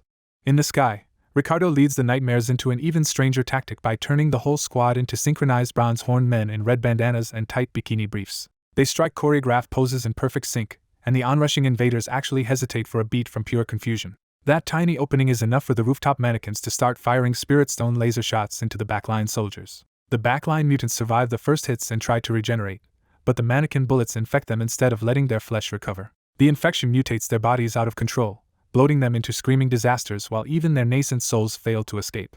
The mannequins keep their fire disciplined through the hive mind, but the enemy finally reaches the building and swarms both the rooftop and the rear of the mall. Even while retreating, one mannequin shoves a bullet into an attacker's head and taunts him with a shameless little dance as the mutation starts. Most mannequins cannot fly, so the furious mutants catch them mid-leap and start smashing their bodies apart. The trapped mannequins turn the beating into a trap, detonating themselves in black flame and taking hundreds of attackers with them. Taxi and Ricardo both see the black flame blasts and bristle with anger, thinking their mannequin allies just died for real. Then the hidden domain feature kicks in, and iron pine logs drop into the recycling pool and respawn the destroyed mannequins with all their memories intact. The respawn mannequins grab their guns, learn from the hive mind, and march straight back into the fight around the shopping mall. The mutants switch tactics when they spot the respawn loop, keeping their distance and bombarding the mannequins with long-range Dao attacks so they cannot suicide bomb them again. A quasi-immortal finally figures out the real problem and shouts for everyone to destroy the recycling pool and machine producing the golems. 200 soul transformation cultivators answer by hurling thousands of fireballs at the recycling center until the whole area vanishes in flame. When the fire clears, the pool and machine are still standing, and a tattered clothing store mannequin runs out carrying fresh black suits for the defenders. A fireball slams into her back, but the suit absorbs the damage, and that one hit is enough to make the male mannequins react like someone just attacked their girlfriend. They quickly suit up with jackets, gloves, and cloth masks, turning into black-suited combat ninjas before heading back into the fight. The clothing mannequin slips back toward the mall, but hundreds of invaders notice her route and realize they have found the shopping mall's back entrance. The mutants immediately redirect their attacks at the main building, yet even those blasts fail to break the mall's walls and glass. That is when a black statue blasts out of the back door and expands to full size, revealing Chang Chang as the mall's hidden guardian. Chang Chang spreads her forearms, clenches her fists, and unleashes an invisible crushing force that pancakes hundreds of soul transformation attackers at once. The move is devastating but costly, because cracks spread through Chang Chang's stone arms and she has to stop and heal instead of casting again. One of the invaders recognizes her through the shock and blurts out that the guardian is Lady Chang Chang. Elsewhere in the domain, Gao Yan wakes from cultivation annoyed by the noise, having just advanced to soul formation after taking Leo's Floridian Dantian pill. The answer lands right in front of him when a headless quasi-immortal corpse crashes down and splashes blood across his face. Taxi drops him beside the corpse, stomps it for good measure, and casually asks Gao Yan if he just woke up. Gao Yan looks up, sees nightmares fighting quasi-immortals overhead and waves of mutants diving at the store, and instantly understands the scale of the attack. When 100 attackers rush him and one raises a Titan Dao avatar, Gao Yan does not even bother facing the giant, and just draws Leo's pistol. His first shot kills the real body instantly, proving the pistol is far deadlier than the mass-produced rifles. Then his hands move on their own, and in barely a second Gao Yan empties a magazine and drops 14 more enemies out of the sky. Still yawning, he reloads almost faster than the eye can follow and asks Taxi if he really has to fight when he wants to go back to cultivating. Taxi admits they are short on manpower, and Gao Yan agrees to help as long as someone brings him more ammo. While Taxi charges off to crush another quasi-immortal, Gao Yan keeps firing and racks up 45 kills with almost sleepy indifference. Gao Yan finally adds a floating lightsaber as a flying sword beside him, keeps reloading and shooting, and mutters that the pill has already trained him for 100 years in Dreamland with guns. On the platform above Leo's domain, Meow Meow frowns because the mannequins are fighting far worse than he expected. Mooniang complains that the mannequins were supposed to be stronger than ordinary immortals, so this week's showing makes no sense to him. Meow Meow realizes the real problem is distance. Leo is too far away, and the pylon tower's energy is nowhere near enough to replace his presence. He compares their situation to running too many machines on a dying battery, and warns that purgatory flame is draining them hard. Then Meow Meow asks if they can feel it, and his mood darkens as he stares up into the stars. The statues finally sense the faint killing intent watching them from far above, and the Fenris statue recognizes it as one of his own kind. The Fenris statue lowers his stance to launch into space, but Mooniang instantly tackles and pins him like a wrestler to stop him. Mooniang bluntly reminds him that Leo is not here, so until their master returns, picking a giant fight is a bad idea. Meow Meow backs Mooniang up and points out that even Chang Chang is already cracking under the current energy shortage. Seeing his subordinate damaged, Meow Meow decides they cannot wait for Leo anymore and orders the statues to help end the battle fast. In the next instant, Meow Meow teleports straight into the middle of Chang Baidu's army and shocks the soul transformation mutants. Meow Meow draws a long katana, spreads a dark dome over the area, and makes one clean swing before sheathing the blade again. When the darkness vanishes, 2,000 mutants and 30 quasi-immortals split in half with their souls trapped in their dying bodies. After wiping out a quarter of the army in one strike, Meow Meow warps back to his throne and drops into it, completely spent. He tells the other two statues he is out of energy, and despite their reluctance, the wolf and cat jump in to defend Leo's place. Elsewhere in the fight, Chang Baidu glances over the battlefield and realizes his army is being dismantled from every side. In just 10 minutes, he has lost half his numbers, while Leo's side has mostly traded disposable wooden golems that explode and take enemies with them. Humiliated that a force of under 200 defenders is grinding down his army, Chang Baidu roars for Florida Man and pulls out his trump card. The moment he swallows the black pill, his body turns black, swells larger, and starts mutating into something monstrous. Mark backs off as Chang Baidu finishes becoming a 10-meter demon with horns, wings, goat legs, and a savage dog-like face. Chang Baidu's mind disappears into pure instinct, and the demon immediately charges Mark like a beast. Mark dodges behind him and drives red tribulation lightning through the demon's back, but the blast backfires and destroys Mark's own arm instead. His artifact sword fails too, snapping against the demon's neck instead of cutting it. When Mark tests the monster with a transparent thunderbolt and feels the damage rebound onto himself again, he finally figures it out. Chang Baidu has an attack reflection domain. Rather than keep trading reflected damage, Mark retreats toward the inverted flying cemetery island to change tactics. The Dullahan statue leaps out from the cemetery, and Mark reaches out to it for a dramatic fusion. Mark emerges as a mounted black knight with a long scythe, while the inverted island starts dragging everything in the sky toward the cemetery with its own gravity. Mark does not try to kill the demon anymore. He just uses the island's pull to drag Chang Baidu away from the weaker defenders. Near the white tree array, Izan lounges on a beach bed, but she has been quietly doing one of the hardest jobs in the battle. She keeps a transparent dome over the farms and white tree, making the area invisible and disguising it as burned farmland to fool the invaders. Whenever unicorns or nightmares are badly hurt, Izan secretly pulls them into the hidden domain, heals them with essence, and kicks them back into the fight. Watching the sky battle, Izan is disappointed that Mark cannot crush Chang Baidu and starts suspecting some overlord-level force is backing the mutant leader. Because Mark can kill souls but not an overlord's apostle, Izan sends a voice transmission and calls Beatrice back from Magpie City to help him finish the fight. Beatrice reports the humans in Magpie City are safe and immediately turns back toward the domain on Izan's order. Just as Izan relaxes a little, another enemy stumbles into her hidden zone and gets both arms sliced off by Gao Yan's flying lightsaber. Gao Yan casually walks up and shoots the crippled mutant in the head before moving on like this is routine. When Gao Yan steps out of the invisible domain, Taxi rushes over and hands him a barrel full of loose 9mm bullets for resupply. Without even looking down, Gao Yan uses Qi to fill 7 empty magazines at once and turns the loose ammo into a fresh stack of ready firepower. As Gao Yan heads back to the fight, the girl following him bows awkwardly and hurries after him, while Izan stares after them with the nagging feeling she has seen that fighting style before. An hour later, Beatrice returns, but by then Leo's side has already nearly finished crushing the invasion. The cat and wolf statues briefly joined in, erased 3,000 more soul transformation enemies, and then withdrew before draining themselves dry. Meanwhile, the remaining quasi-immortals are crushed by Taxi, Ricardo, Chang, the Pony Legion, and Izan's support, while Gao Yan calmly picks off strays near his house and the mall. The only real fight left is on the inverted cemetery island, where the demon werewolf still chases Mark through the gravity field. Beatrice lands quietly behind the demon and draws a long purple blade straight out of her own chest. Then she removes her blindfold and opens pitch-black eyes that make even the demon flinch as if he suddenly recognizes death itself. Beatrice makes one simple horizontal slash, and Chang Baidu dies a moment later with his soul breaking apart into purple particles. His reflection ability means nothing against Beatrice's death blade, and only a few people truly understand how terrifying that makes her. Mark drops his scythe, cancels his flashy battle form, and brightens up the moment he sees his sister again. Beatrice gives him only a faint smile before going back to her blank face and telling him, twice, that he still lacks training. Mark can only sulk and shut down the cemetery domain, and with that the night's fighting finally goes silent. By morning, Leo finally returns to the bedroom inside his battle bus and steps out ready to tell everyone he is back. The moment Leo walks out of the parking structure, he finds traces of last night's carnage and spots Izan with Mark and Beatrice dragging strange corpses toward the junkyard. When Leo checks the buildings, the damage is only cosmetic, but the burn marks and scratches enrage him anyway because they ruin his beautiful modern property. He storms into the shopping mall demanding to know who did this, only to freeze at the sight of a stone fountain he definitely never installed. The workers and allies crowd around in relief, calling out that Leo is back and that they are safe now. Leo singles out Wu Bai, and the old alchemist invents a dramatic sliding cutout to present himself before his lord.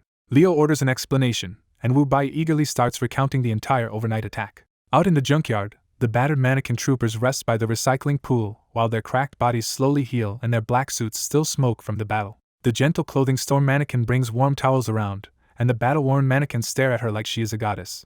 At the same time, non-combatants sort the battlefield spoils, tossing useless junk into the pool and stacking all valuable resources for Leo to inspect. Izan also reorganizes the granaries so blood and corpses are stored separately, while mutated bodies and useful remains are packed away for later. Mark and Beatrice keep hauling in bodies from outside the domain while also keeping an eye on the younger helpers during cleanup. Once Leo reaches the junkyard and sees mountains of fresh loot, his foul mood vanishes on the spot. To everyone else's horror, Leo happily calls the treasure piles trash to recycle. Then he spits all over a pile of low-grade spirit stones and instantly upgrades every one of them into top-quality essence stones. Leo orders the mannequins to stash the newly upgraded stones away as wages for next month, which almost breaks the bystanders' common sense. He keeps the real essence stones for himself because they will be useful for future soul stone crafting. When he inspects the crimson weapons taken from the Gore tribe, he dismisses them as trash too. The same thing happens with the martial manuals and cultivation scrolls, and the cultivators nearby look like each word physically hurts them. Hua Jiashan quietly rescues the books from Leo's judgment and carries them off to the new library building. Han Hao follows the queue, gathers the weapons, and asks Leo for permission to build a weapon pavilion for the domain. Once Leo casually agrees, Han Hao adds that he will fold the life sword sex contribution system into it, and the others immediately volunteer to help. Leo waves them off without much interest, and the whole group leaves grinning to start construction in the northeast part of the domain. That leaves a mountain of pills and odd supplies, and Leo tells Wu Bai to keep them all as long as he reports the recipes and effects back later. Wu Bai is so moved by the reward that he drops into another ecstatic kowtow and shouts Leo's praises like a fanatic. After the annoying flattery leaves with him, Leo turns to what he really wants most, the pile of mutant corpses. Izan sneaks up behind him and tries to bite his neck for a little revenge, but Leo catches her by the face before she can land it. She angrily demands compensation for all the work her side did defending the domain, and Leo finally asks what she wants. Izan boldly asks for Leo's blood, expecting an argument, but he agrees so quickly that she is completely thrown off. Instead of handing it over normally, Leo bites his tongue, puts a bleeding finger into her mouth, and tells her to lick it properly. Izan turns scarlet with rage and embarrassment, tries to bite him back, and gets even more furious when he calmly calls it a reward. When Leo adds that he can pay her with his body anytime, Izan's mind goes somewhere dangerous before he immediately reveals he only meant more blood.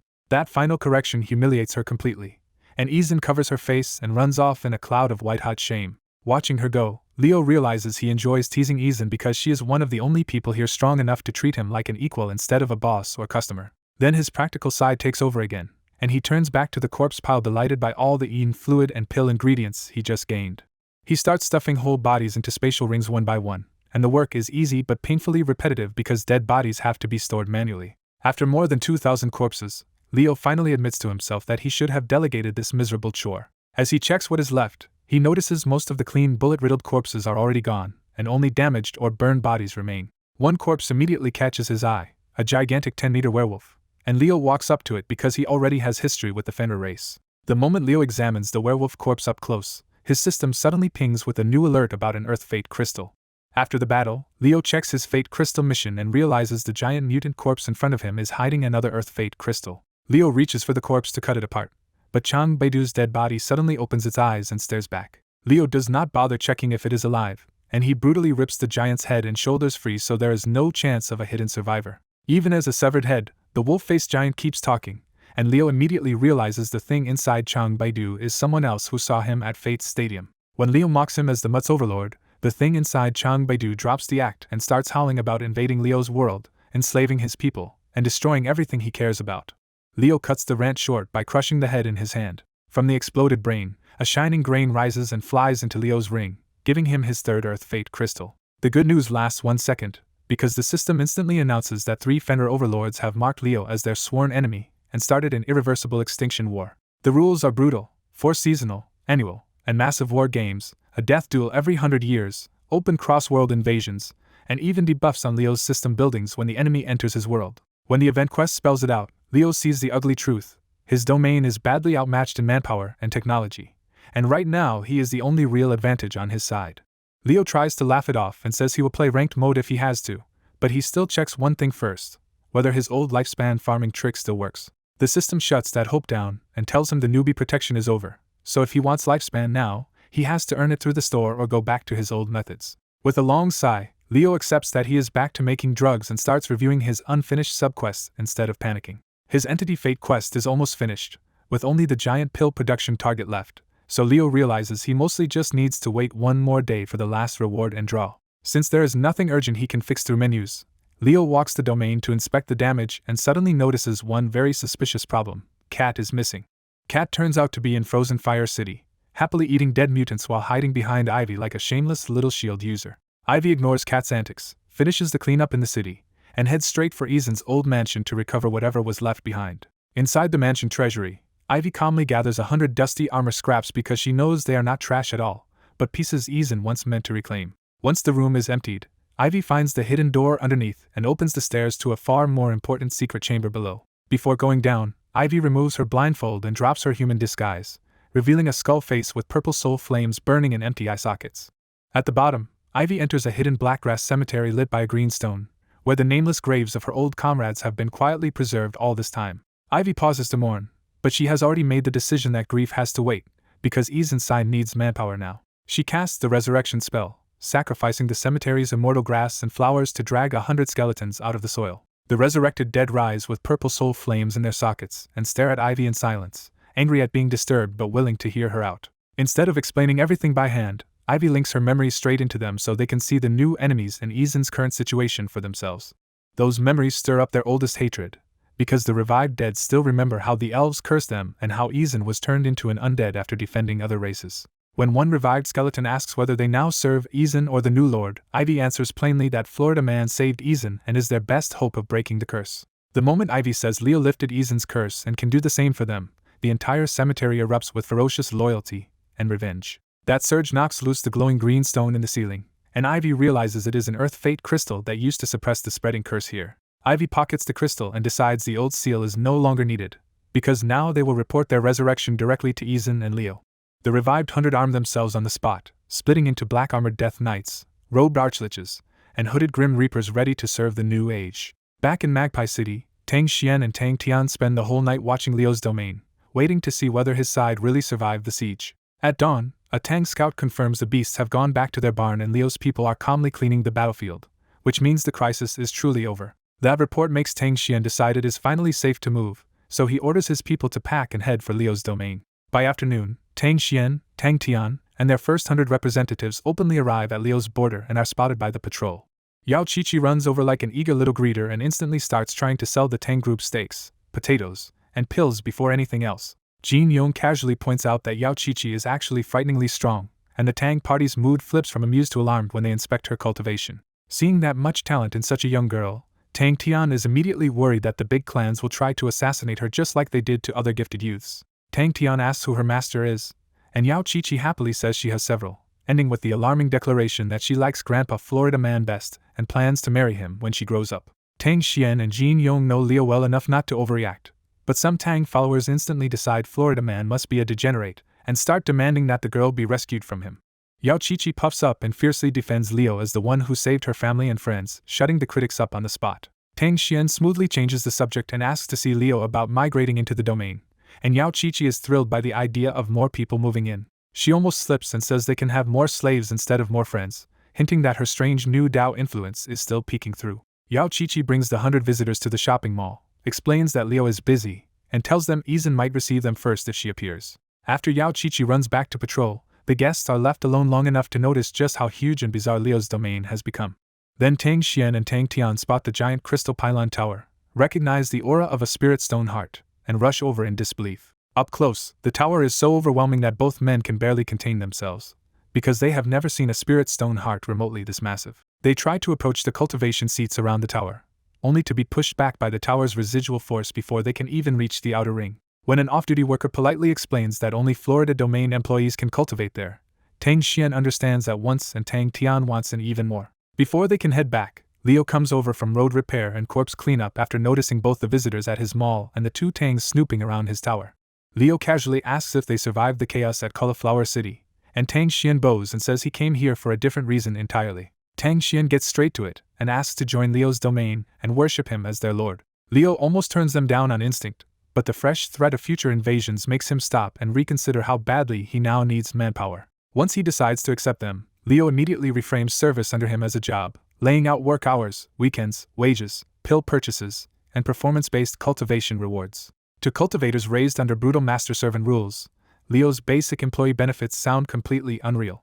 Tang Tian is the first to break, dropping to both knees and swearing he will work as hard as possible for Lord Florida Man. Tang Xian asks the question he really cares about, and when Leo says members can cultivate at the Pylon Tower on their days off, that seals the deal. Only then does Tang Xian reveal that he was never speaking for just himself and Tang Tian, but for his whole clan, the Sixth Element sect, and roughly 2,000 people. Tang Xian cheerfully adds that if Leo has no houses ready, they can just build their own, which gives Leo an instant headache. Not wanting a random slum to spring up in his territory, Leo orders them to stay in the parking structure for now and forbids any construction until he figures out a real plan.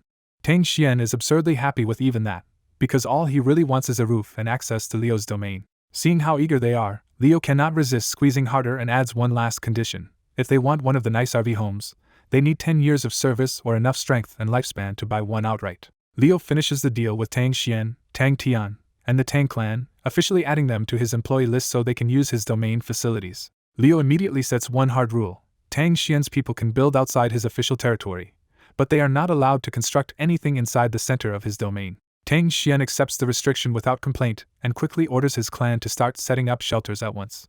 For the first night, Tang Xian sends the weak, the elderly, and the children into the parking structure so they have somewhere safe to rest. The arrangement works surprisingly well, since the cultivators do not mind sleeping in open space and mostly live on grain pills anyway. Word spreads fast, and by late afternoon more people from Magpie City start moving toward Leo's territory exactly as planned. Leo spends the rest of the day welcoming arrivals and adding one new employee after another to the system. The next day, Leo realizes something is wrong when the stream of immigrants keeps growing far past the number Tang Xian originally promised.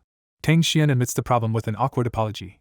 News about Leo has spread, so commoners and refugees from other places are also rushing here. Leo is instantly unhappy, because he wanted capable workers, not a flood of helpless dependents. Tang Xian pushes back gently, reminding him that commoners are the roots of every future cultivator, and cannot simply be discarded. When Tang Xian points out that these people have dragged their families here, Leo falls silent because sending them away now would be cruel. Leo finally gives in, but only halfway. Commoners can stay nearby, just not inside his center domain where the toxic environment could mutate or kill ordinary people.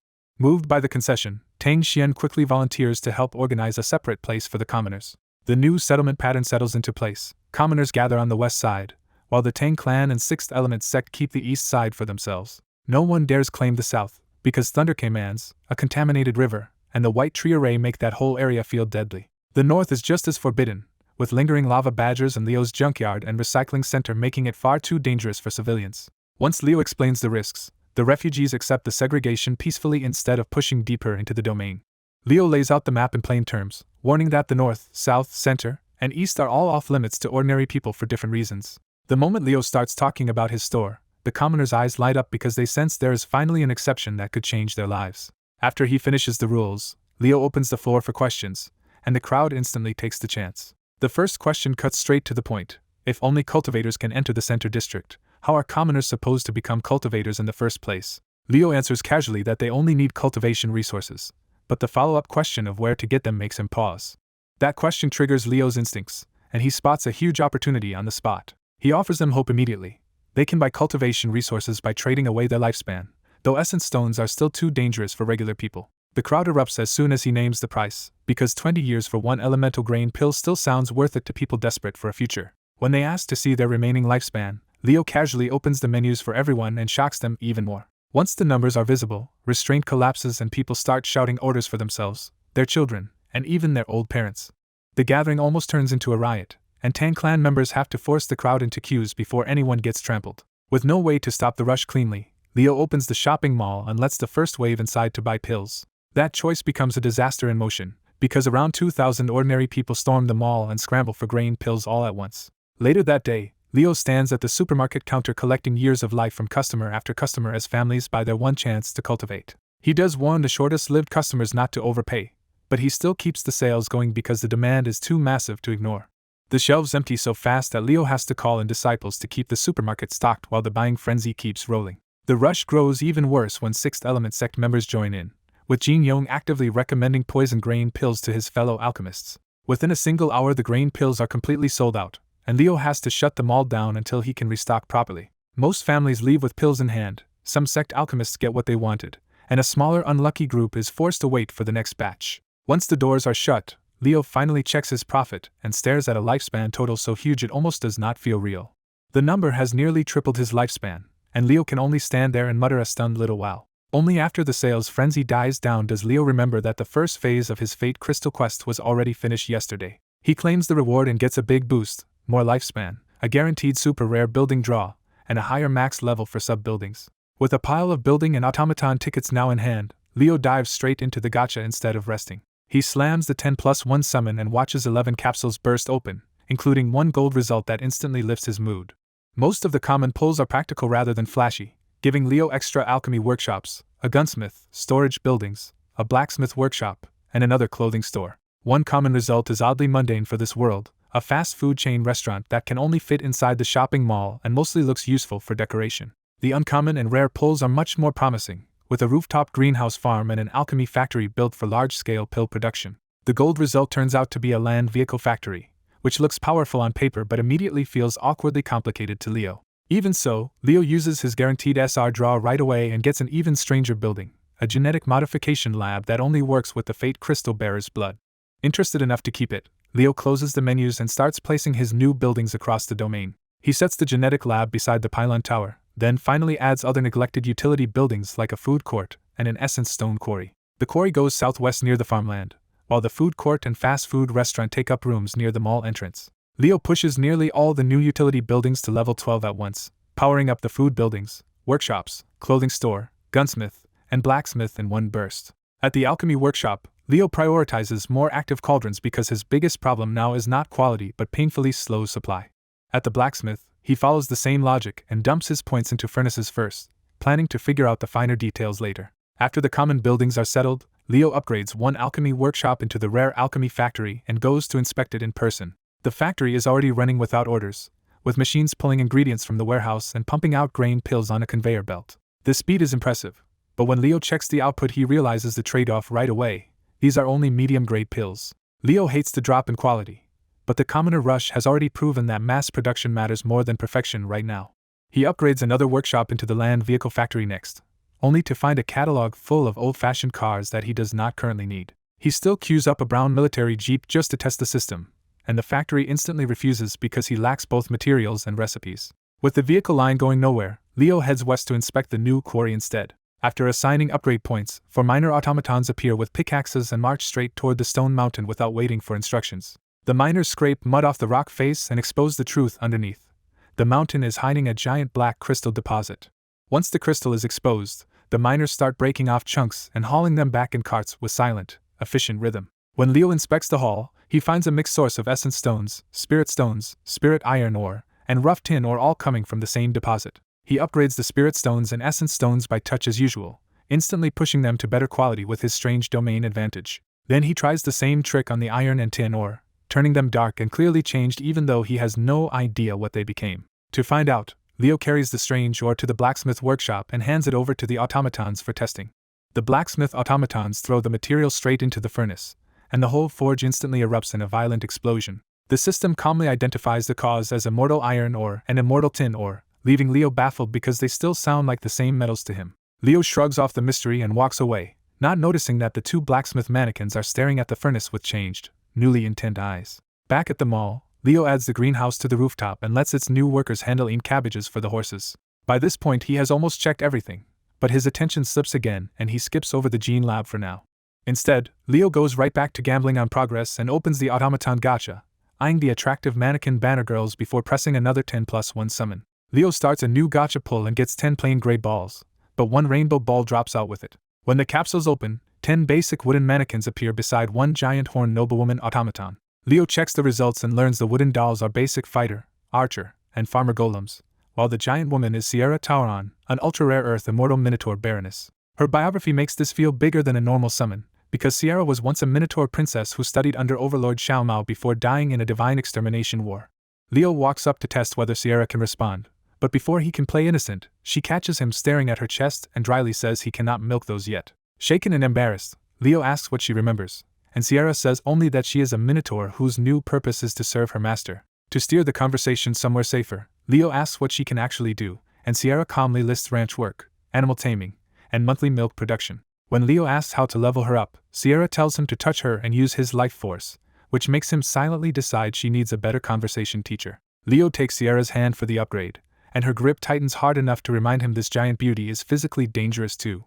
That only makes things weirder, because Sierra says she used to hate the pain of extracting her own breast milk and bluntly asks Leo to milk her when the time comes. Leo forces the topic back to combat, but Sierra says she cannot handle real battle and is only confident in bed battles, so he gives up on getting a normal answer. Since Sierra is his only ultra-rare worker, Leo spends the lifespan anyway and starts pouring upgrades into her. Her first upgrade jumps Sierra from Earth Immortal to Sky Immortal, proving her growth is absurdly efficient. Leo keeps going until Sierra reaches level 9 and hits a soft cap at the true Immortal stage. The cap also teaches Leo the broader Immortal ranking ladder, and he briefly wonders just how high Izen and Akka really stand on it. When Leo checks the evolution requirement, the system shows a single missing material called True Earth Fate Crystal's Holy Water, so he realizes this path is locked behind Fate Crystal quests. Even after he lets go, Sierra grabs his hand again and firmly reminds him that her lactation period starts in a week. Leo panics, jerks free, and yells that someone else can handle that job, but Sierra still offers to let him drink straight from the source. After that disaster, Leo puts Sierra in charge of the new unicorn barn and makes very sure someone else will handle her milking work. Next, Leo checks on Gao Yen, worried the Floridian Dantian pill might have wrecked him. Gao Yen opens the door looking miserable, with black bags under his eyes and the mood of a man who has not slept in ages. Gao Yen says he is not doing well and begs Leo to leave him alone for a month or two so he can sleep and digest the pill. Leo accepts that answer and leaves, missing the fact that Gao Yan is already close to breaking into soul transformation. With Gao Yan still alive, Leo moves on to a new project and opens the menu for a super rare genetic modification lab. He builds the lab in the northern district, and the ground reshapes into trench-like access routes leading down to heavy underground bunker doors. Leo upgrades the new structure straight to level 12 and walks up to the sealed entrance like he already knows how a bunker should work. The gate opens, and Leo heads through an airtight chamber into a lone elevator descending toward the real facility. What waits below is not a grim lab but a hospital-like underground ward full of ICU rooms and golden sci-fi treatment capsules. 3 lab-coated surgeon mannequins greet Leo and immediately ask for gene samples so the place can function. Leo gives them his own blood, and the mannequins react like he just handed over liquid treasure. The surgeons explain that any life form can be altered with donated genes as a catalyst, which sounds incredible until Leo asks about the risks. The answer kills his excitement fast, because failed modifications can cause memory loss, paralysis, blindness, disability, or death. At the lab's current state, the surgeons admit there is a 75% chance something will go wrong, so Leo decides this is nowhere near ready for people. Just before leaving, Leo gets a safer idea and asks whether the same system can modify plants and crops. When the mannequins confirm it can, Leo immediately pulls out a cabbage and offers it as the first test subject. A surgeon mannequin seals the cabbage in a treatment capsule, and the machine starts a 1-minute genetic rewrite. When the process ends, the cabbage is gone and a rainbow-glowing Floridian cabbage seed is left behind instead. That result is enough for Leo to repurpose the lab as a crop research center and leave routine conversions to the mannequins. Far south of the domain, Ivy leads undead elites home while the newer undead casually harvest souls from dead cultivators and raise fresh skeleton workers on the march. Ivy tells them to stop making so many because they only need laborers now, but the Death Knights are happy to keep a few extra servants anyway. Kat gets bored with the trip, slips away from the group without warning, and dives back into the water on her own. Underwater, Kat spots a glossy black anaconda and immediately chases it like she has found a new toy or snack. Several galaxies away, the story jumps to a cyberpunk artificial planet inhabited entirely by gadget-carrying Fenrir werewolves. In one neon bar, Anirecap shows the bartender a photo of Leo and asks for the coordinates of the hidden world where this fate crystal bearer lives. The bartender says that kind of tracking job is dangerous and names a brutal price, 1 million years of lifespan. Anirecap explodes at the number, but the bartender does not budge and coolly tells him to come back with a heavenly fate crystal if he wants to challenge him. Anirecap storms out empty-handed, threatening the bartender on the way, and the bartender still treats him like a noisy kid. Once Anirecap leaves, the bartender drops the act and reveals himself as a bald muscular human who has no intention of spending lifespan to hunt a fellow Earthman. He throws on a t-shirt, leather jacket, and jeans, then heads to close the bar like the matter is over. Before he can shut things down, a female werewolf bursts in yelling that Overlord Milo is looking for the New Earth Ohio Man. Ohio Man answers with pure contempt, summoning a 12-gauge shotgun and jamming it straight into the messenger's mouth the instant she pushes him too far. He pulls the gun back just long enough to quote a new price of 100 million years of lifespan for 1 day of service. When she starts to protest, the shotgun goes right back into her mouth, and Ohio Man leaves her with a simple choice: pay or get out. On an artificial star, Overlord Milo waits in a castle throne room surrounded by thousands of cyan-armored werewolves, already acting like a predator who knows his guest is coming. Ohio Man strolls into the throne room with Milo's messenger at gunpoint, and demands a much bigger payment now that the werewolves made him collect in person. When the messenger protests the price hike, Ohio Man shoots him dead on the spot and wipes out even the man's soul. The werewolf immortals instantly move to attack, but Milo crushes them with pressure and reminds them Ohio Man is an entity like himself. Ohio Man makes it clear he is not selling loyalty, only one piece of information, and Milo accepts the ugly terms. To raise the payment, Milo opens his system and steals half the lifespan from all 5,000 of his own soldiers as punishment for retreating. Milo still comes up short, so he coldly upgrades the punishment to death and executes every soldier in the room with another snap. Ohio Man does not pity Milo's army lightly. He is furious because loyal soldiers just died for serving the wrong master. Instead of starting a fight, Ohio Man forces the deal forward and demands payment before he answers anything. The two sign a blood contract, golden chains bind the deal, and Milo transfers the full 100 million years of lifespan. Milo finally asks for Florida Man's home planet, and Ohio Man sends coordinates after a long, unreadable pause. When Milo says he still needs to verify the information, Ohio Man casually proves the system already accepted it as truthful and complete. Ohio Man leaves like a paid professional, but once he is out of Milo's sight he reveals the truth. He would never really sell out a fellow Florida Man. Back at his bar, Ohio Man drops the human disguise and reveals long black hair and elven ears while packing to leave immediately. He spends 1 million years of lifespan on quick travel and teleports to the place he marked as wife. Ohio Man reappears in a forest of giant trees and comes home to a quiet cabin where his wife is singing to their baby.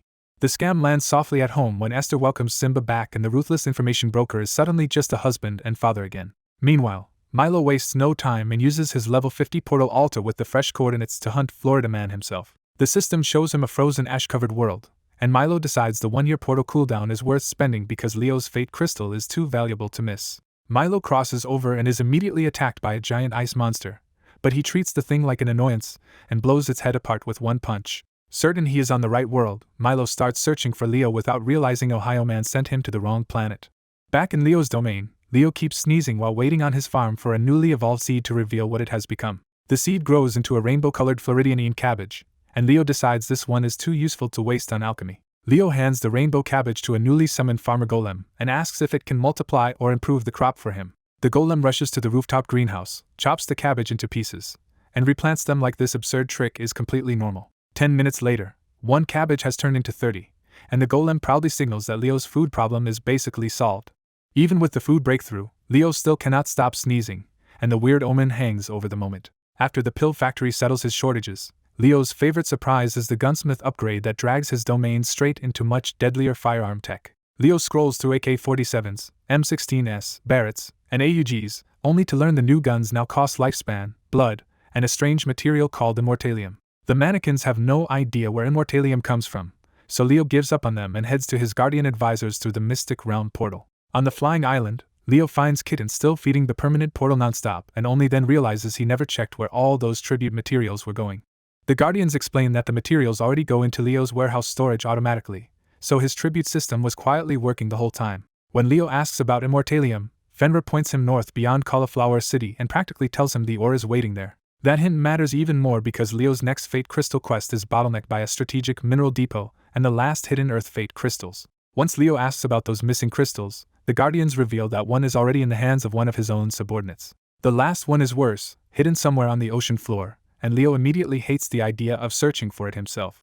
Mooniang cheerfully offers to search the sea for him, and Leo accepts fast before thinking too hard about what that cat will do with the freedom. The second Leo agrees, Mooniang blasts away in a sonic boom, leaving the others unsurprised and Leo openly jealous of that freedom. That envy finally spills out when Leo asks Meow Meow to teach him how to fly, because he is tired of being the only one stuck on the ground. Meow Meow gives in and starts lecturing Leo on chi, gravity, and flight like this nonsense request somehow became a real class. A week passes in a strangely peaceful rhythm as Leo opens the mall every morning, acts as cashier all day, checks the domain at night, and studies flight before sleeping in the battle bus.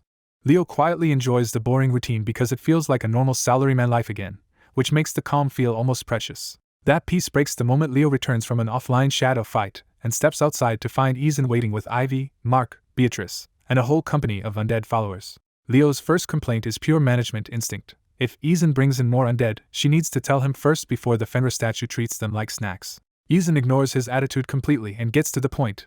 They are out of tea, and she wants enough of it to make her people alive again. Leo studies the group and realizes the tea changed Eason far more than the others, because she looks alive while Ivy, Mark, and Beatrice still carry obvious undead traces.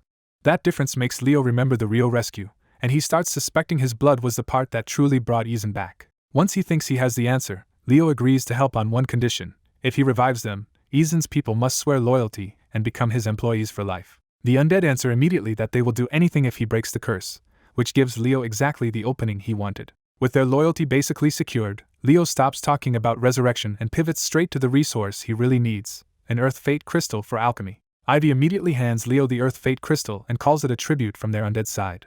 Leo thanks them and awkwardly promises he will try to resurrect them, even though saying that out loud still feels weird to him. Leo orders the undead to keep drinking the tea in the granary until they grow flesh like Eason, and she immediately trips over his weird anime slang. Leo calls it Sundra wife material, and Eason hears only wife, freezing up so hard she nearly steams in place.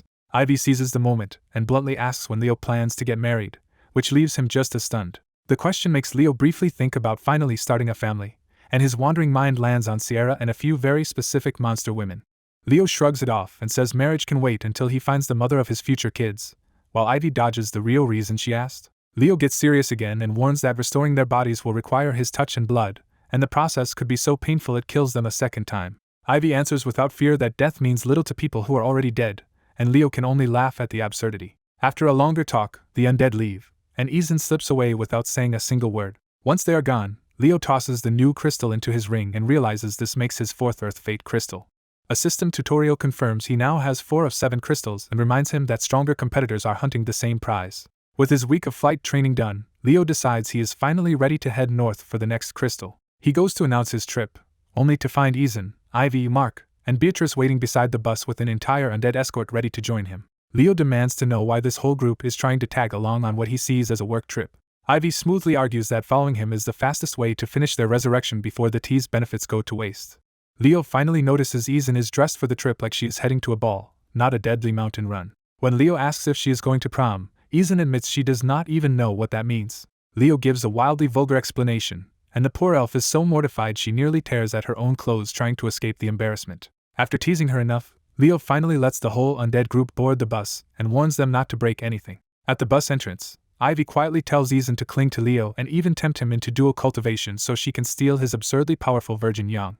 Izan explodes in denial, screaming that she is absolutely not dual cultivating with that geezer. Leo overhears enough to realize they are trying to play matchmaker, and he privately dismisses the idea even while admitting Izan would make a decent body pillow. Once everyone is inside, Leo lifts the battle bus into the air and starts flying north. While he drives, Leo upgrades the bus to level 12, and the interior expands enough to give the whole undead army its own rooms. Ivy still refuses to stop meddling, and after whispering one more time, she sends a trembling Izan toward the driver's seat. A minute later, Izan sits on Leo's lap so awkwardly that her whole head is steaming from embarrassment. Ivy calmly tells Leo to use Izan as he sees fit, claiming their yin and yang are compatible enough to boost his strength by dual cultivation. Leo shuts the whole thing down, calls Ivy a pimp, and makes it clear he is not sleeping with Izan. Instead of falling for the setup, Leo bonks Izan, turns her to face forward, and drops her into the driver's seat to keep flying north while he takes a nap. Leo walks off to his room, leaving both women staring after him in total disbelief. Izan, offended and confused, asks if Leo might actually be gay, and Ivy decides his standards are just much stranger than that. When Izan worries her beauty is not enough, Ivy coldly decides their next upgrade plan should start with her chest. The battle bus crosses Cauliflower City and keeps pushing deep into the north without anyone daring to attack it. After another 1,000 kilometers, Leo comes out to find the land giving way to endless snowy peaks and one impossible black mountain towering above all of them. Leo instantly knows this lightless giant is his destination and steers straight toward it. Izan and Ivy stop flirting and reveal they know the place well, because Immortalium Mountain was a forbidden zone even during Izan's reign. Izan warns that the ore there is so toxic it can rot souls and sever the link to the body, which is why getting too close used to mean death for her people. Leo hears only that the mountain is dangerous and valuable, which makes him grin wider and land the bus on a frozen lake 10 kilometers away. He puts on his suit and steps out alone, clearly planning to fly to the mountain himself. Izan grabs his clothes and urgently tries to stop him, because she remembers one bizarre rule their expeditions relied on. She blurts out that only husband and wife pairs could enter safely, and anyone going alone would have their souls sent straight back to the Karma River. Leo assumes this is just another ploy to push him into sleeping with Izan, clicks his tongue, and refuses to waste another second. Before either woman can stop him, Leo launches off the ice and crosses the mountain's boundary alone. This is Leo's first real solo flight outside his domain, and his week of training proves enough to carry him steadily forward. As he nears the mountain, its dark aura wipes out his normal sight the moment he looks at it directly. Leo adapts on the spot by shifting his eyes from green to red and forcing his vision into an infrared view. Through the new vision, he realizes the mountain's surface is strangely hot even while the surrounding world stays buried in snow. The instant Leo lands on a black cliff, the mountain hits him with a full hallucination and drops him into an old memory of Miami Beach. Leo recognizes the beach scene as fake almost immediately, and steadies himself instead of panicking. By forcing his senses sharp again, he tears through the hallucination and snaps back to the mountain.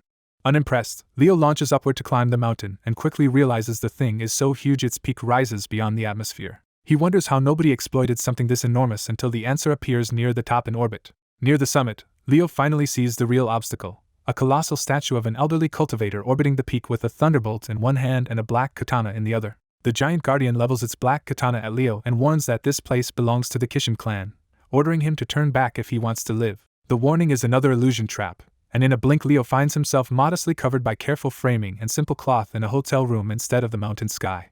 Before he can fully shake off the fake hotel scene, the same attacker bursts in and drives the black katana straight at Leo's covered chest. The blade cannot even pierce his skin, so Leo grabs it and blows the statue's head apart with one casual punch. That broken layer gives way to a greed trap, and Leo now stands in a meadow surrounded by treasure, women, and a fake crystal baited to match the one he wants most. He studies the floating crystal for 1 second, sees through the trick, and cuts it in half instead of reaching for it. Most of the fake rewards vanish, but the trap keeps one last lure alive, a Busta-Izan-shaped illusion that tries to tempt Leo personally.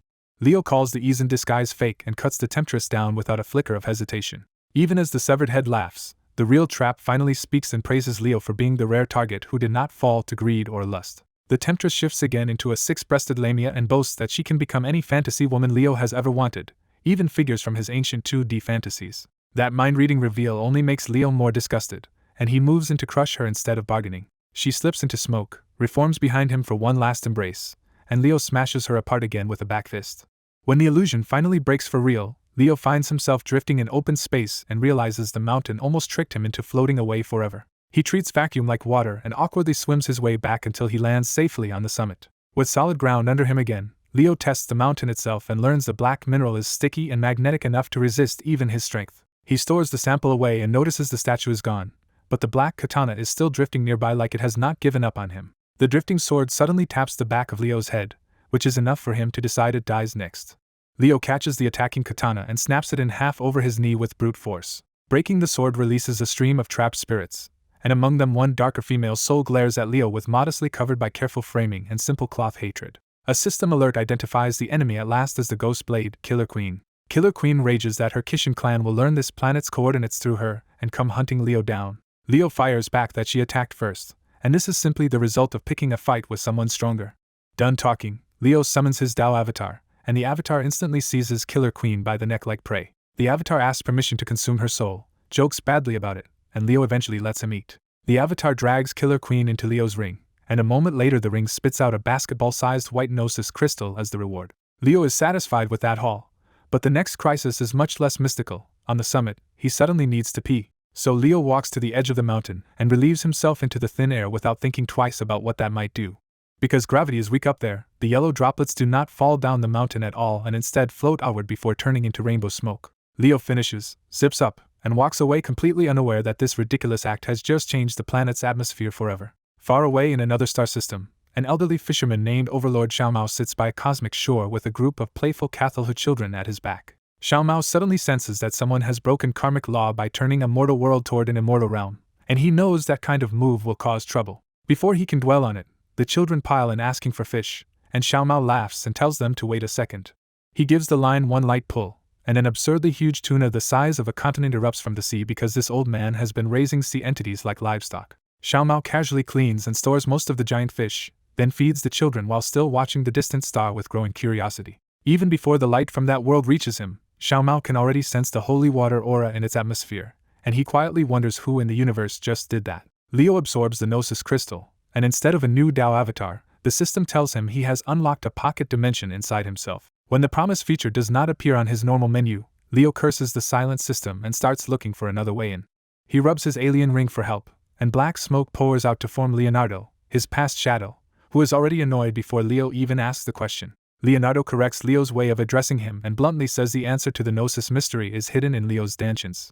As Leonardo explains that humans have 3 dantians in the brain, heart, and lower abdomen, Leo immediately derails the lesson by worrying they might be in his bladder. Leonardo warns him not to cut himself open to inspect the lower dantian, which only confirms he knows exactly how Leo's mind works. The lecture drags on for half an hour because Leo keeps interrupting with stupid jokes, but Leonardo finally explains how the 3 dantians move energy through his body.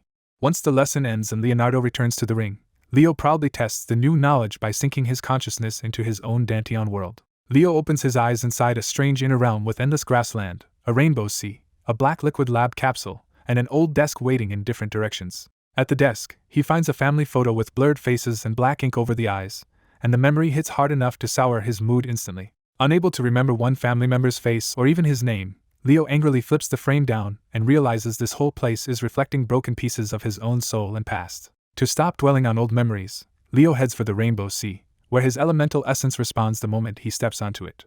The violent sea turns still under his feet, and rainbow lotus flowers bloom in his wake as he walks across the water. After flying across the sea for 10 minutes and finding no edge at all, Leo starts wondering what this pocket world is actually supposed to do. When he tries summoning a menu here, a new rainbow system finally appears with options for combat simulation, universe management, lifeforms, time ratio, and energy use. He enters combat simulation and discovers a fighter selection list that shows other people's full data, including a potential slider he can freely adjust. Leo opens Ezen's profile, sees that her normal potential is only 75%, and casually drags the slider all the way to 1000 just to see what happens. The status screen instantly upgrades her into Ezen Sidon IV, the overlord of Death Elf, with a terrifying new realm and a much more dangerous final form. Even with the warning signs all over her stats, Leo gets distracted by how different and caviar this version of Izan looks and hits summon anyway. A shadow of Izan's upgraded Death Elf form materializes in black skull armor with a gem staff, and before Leo can speak, her opening attack hits straight into his chest. Leo realizes the simulation can still hurt him in a meaningful way, but he also understands this whole mode is basically a live-fire training room inside his own mind. When Izan tries to retreat and raise an army of Death Knights from the sea, Leo ignores the Legion and rushes her directly. He predicts her movement well enough to catch up, but misjudges the grab and accidentally plants his hand right on her chest. Leo jokes that it should not count because she is only a simulation, and that one stupid line is enough to make the shadow Izan absolutely furious. Her scream even damages some of Leo's cancer cells inside the simulation, so he drops the messing around and ends the fight with one serious punch. Izan's shadow explodes, the whole Death Legion vanishes with her, and the system offers Leo a bizarre reward if he can beat the same top difficulty fighter 999 more times. Out in the real world, Izan is still watching Leo's life signature from a safe distance when a sudden phantom touch lands on her chest and leaves her flustered and alarmed. Back in his inner world, Leo immediately rejects the idea of grinding out another 999 victories just for one borrowed skill. He leaves combat simulation and opens Dantian Universe Management, and his point of view is yanked out into a cosmic void where his grassland world becomes a tiny star. The status screen tells him his inner universe has an absurd maximum capacity and countless inactive stars, but only one active star is actually in use right now. After experimenting with the controls, Leo figures out he can assign elements and roles to stars to turn them into habitats, energy sources, spiritual sources, or material sources. The material source rule catches his eye most because it means his inner universe can eventually manufacture real objects outside, as long as he is willing to burn enough stored matter to do it. He also learns galaxy creation is possible later, but the setup would take such a ridiculous number of stars that he loses interest in doing it by hand. The life form menu shows a population of 0, so Leo skips that headache for now and moves straight to the time settings instead. The moment he drags the time ratio from 1:1 up to 1000:1, Leo finally finds the feature he wanted most. He bursts out laughing because this turns his pocket world into a hyperbolic time chamber, solving the biggest problem he always had, never having enough time. Satisfied with the gnosis, Leo pulls his consciousness back to reality in a great mood before remembering he still has a job to finish on the Black Mountain. With the pocket dimension experiment over, Leo turns back to the mountain and starts searching for the right place to build on top of it. With the Ghost Blade's influence gone, Leo finally sees the Black Mountain clearly and keeps exploring its quiet slopes. After another hour, he finds a cave leaking black smoke and strolls straight inside to check it out. The cave is blindingly bright, and Leo has to switch his eyes back to green just to handle the glare. Once his sight adjusts, he discovers a man-made spiral staircase dropping so deep he cannot see the bottom. The stairs flare with transparent fire and extreme heat, but when the flames wrap around him, Leo barely feels more than lukewarm warmth. Too lazy to walk, Leo jumps into the center shaft and free falls past the spiral stairs as the light darkens deeper below. After an absurdly long fall, he lands beside a boiling pit of black lava at the bottom of the mountain. What really catches his eye is a red system arrow hovering over the pit and dinging for his attention every few seconds. Each ding makes the lava erupt like a fountain, and the splashes harden into black crystals when they hit the cave walls. Sticky black liquid spatters onto Leo's suit and face, and he notices it smells more like burnt sugar than tar. Annoyed by the non-stop pinging, Leo flies up and jabs the red arrow to force the system to explain itself. A system window declares this place a strategic resource and offers to build a mineral refinery here for 1 million years of Leo's lifespan. That price nearly makes him explode, because the system is asking for the first million years he struggled so hard to save. For once the system talks back, insisting strategic resources matter and that this refinery is the only structure he can build outside his domain. After a tense pause, Leo swallows the loss and confirms the purchase anyway, betting the resource will be worth it. The whole mountain starts shaking as the system begins building immediately. Outside, Izan, Ivy, Mark, and Beatrice steady themselves and realize something huge has changed inside the mountain. They can still sense Leo alive in the mountain, so instead of rushing in blindly, they wait to see what appears. Then steel walls and a full refinery burst out of the earth, transforming the mountain into an industrial site in seconds. Autonomous drills swarm the mountain, rip out giant chunks of black ore, and forklifts carry the load straight into the refinery. Even after everything they have seen from Leo, Izan's group is left stunned by a miracle this absurdly large. Ivy snaps out of it first and urges Izan to go inside, convinced Leo triggered all of this himself. Izan agrees, hardens herself, and leads the group into the new structure. Inside, they find a fully automated line where soulless machines dump raw ore into clear liquid that strips away impurities. The transparent pool reminds them unsettlingly of Leo's recycling center, which makes the whole place feel even stranger. After purification, claw machines lift the hardened ore onto belts and feed it into a smelter burning with Leo's own aura. The black ore melts down, gets compressed and cut into dense ingots, and the line keeps moving without a single worker in sight. The red-hot ingots plunge into freezing clear liquid, hissing violently, but the immortalium survives the temperature shock without deforming. From there, underwater claws past the finished ingots to the last station, an empty warehouse where a black, muscular mannequin quietly stacks them like treasure. The group stays careful and does not interfere, but Izan still reaches out and quietly picks up one of the finished ingots to inspect it. Up close, the ingot still carries the mountain's eerie nature, swallowing light, while holding dense essence and life force. The mannequin notices Izan taking the ingot, pauses for a beat, and then goes back to work as if the visitors are harmless. That tiny bit of tolerance relaxes everyone, and Ivy quietly declares that this bizarre place has to be Leo's work. Izan agrees immediately, saying the whole refinery reeks of Leo's unmistakable aura. Ivy starts praising the factory as if Leo must have planned it all in advance, but Izan flatly doubts that version of events. Then Izan senses Leo's life force fading fast, and her mood shifts from sarcasm to worry. Seeing how much strength he burned to make this place, Izan quietly scolds Leo for not asking her for help. Deep inside the mountain, Leo watches the new machinery mine from the top down and feels much better when 2 subquests suddenly complete. The quest screen shows Phase 2 is now at 9 out of 10 tasks, with only one more hidden Earth Fate crystal left to find. With the refinery secured, Leo turns greedy again and decides to collect the strange black lava itself. He fills one top-tier spatial ring with the lava, but the enormous pool does not drop even a little. A second ring changes nothing either, and now Leo knows this pit is breaking normal logic. Stubbornness kicks in, so he equips 10 rings at once and accepts the pit's challenge. Even after that all-out effort, the lava still refuses to shrink, convincing Leo there is something deeper hidden below. He almost dives in to investigate the bottom, but remembers Izan and the others are still waiting and forces himself to postpone it. Before leaving, he decides the glowing staircase material is too valuable to waste and stores the entire structure in a spatial ring. Then Leo kicks off the ground and shoots back up through the cave to rejoin the others. When he returns to the battle bus, Izan and the others are openly relieved to see him alive. Izan even gives him a rare bright smile, and Leo instantly blurts out that she looks good when she does that.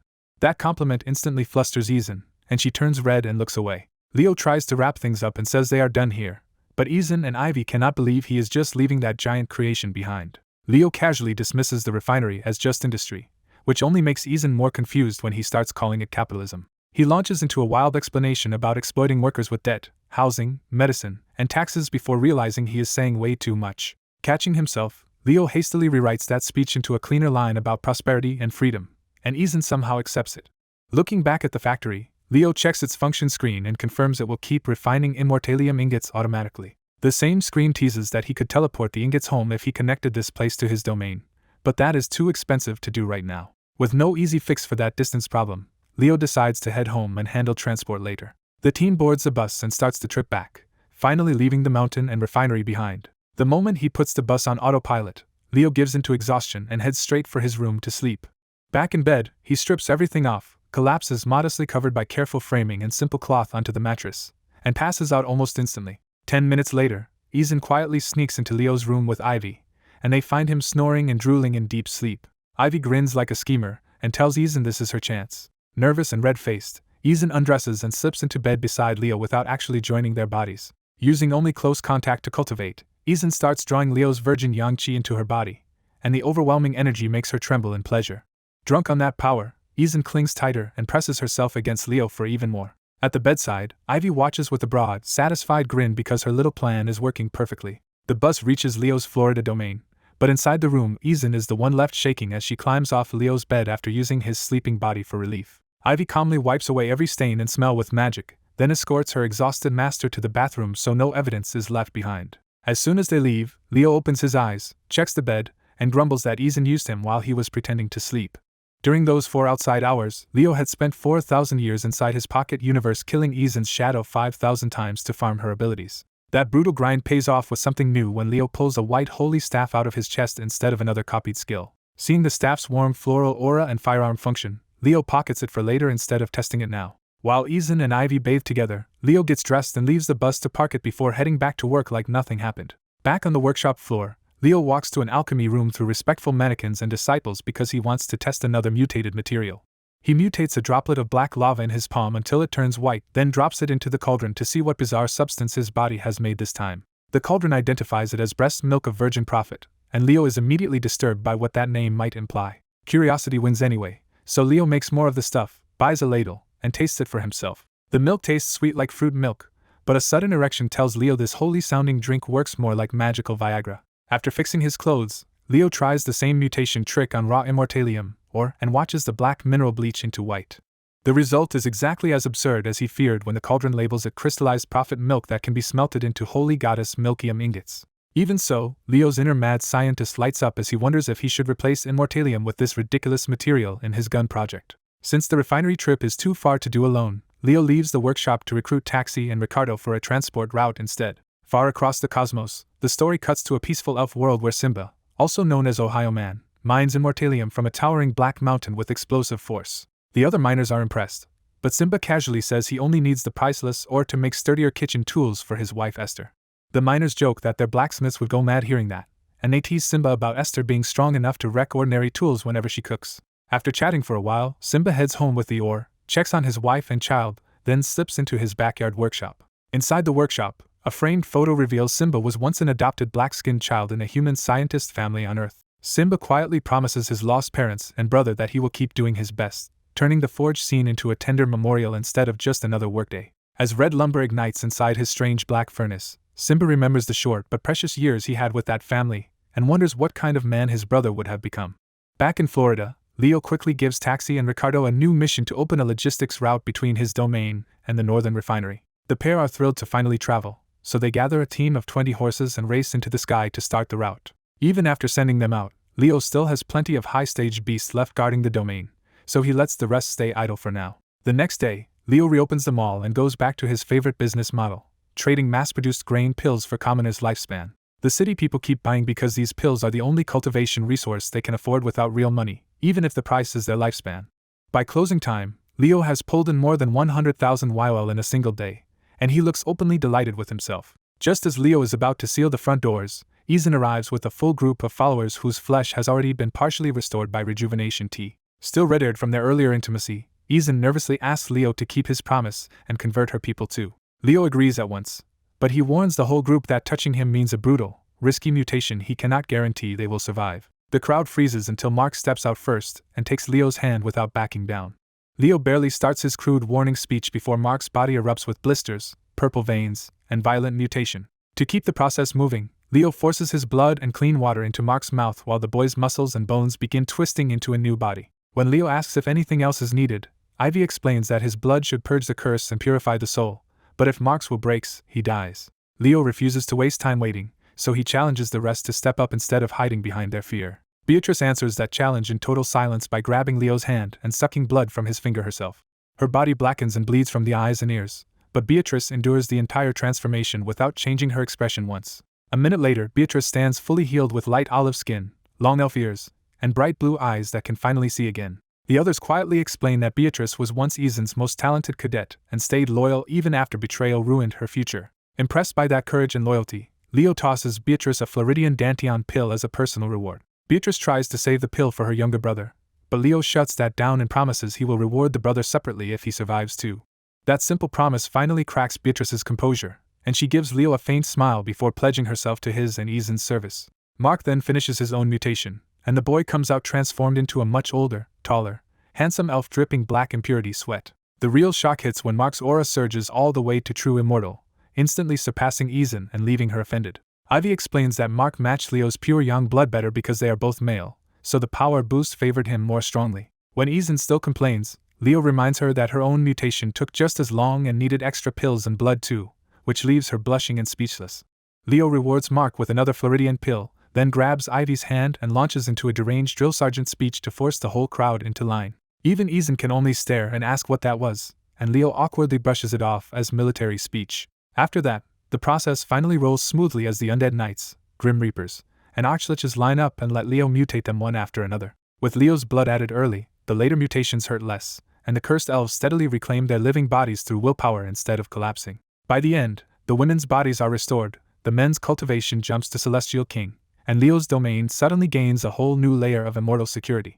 After the revived undead regained real bodies, Leo saw that most of Izan's followers were elves while the rest looked like white-haired humans, but he stayed focused on rewarding the strongest of them. For the followers who still had no Floridian Dantian pill, Leo promised everyone would get one once the next batch was ready. That promise won the entire crowd over, and they dropped to one knee to swear their lives and loyalty to Leo. Leo was just starting to trust them when Ivy suddenly asked him to marry their empress, and the request hit him like a slap. Once Ivy said it out loud, the whole crowd piled on and started pitching Izan as Leo's perfect Dao companion and the future mother of his bloodline.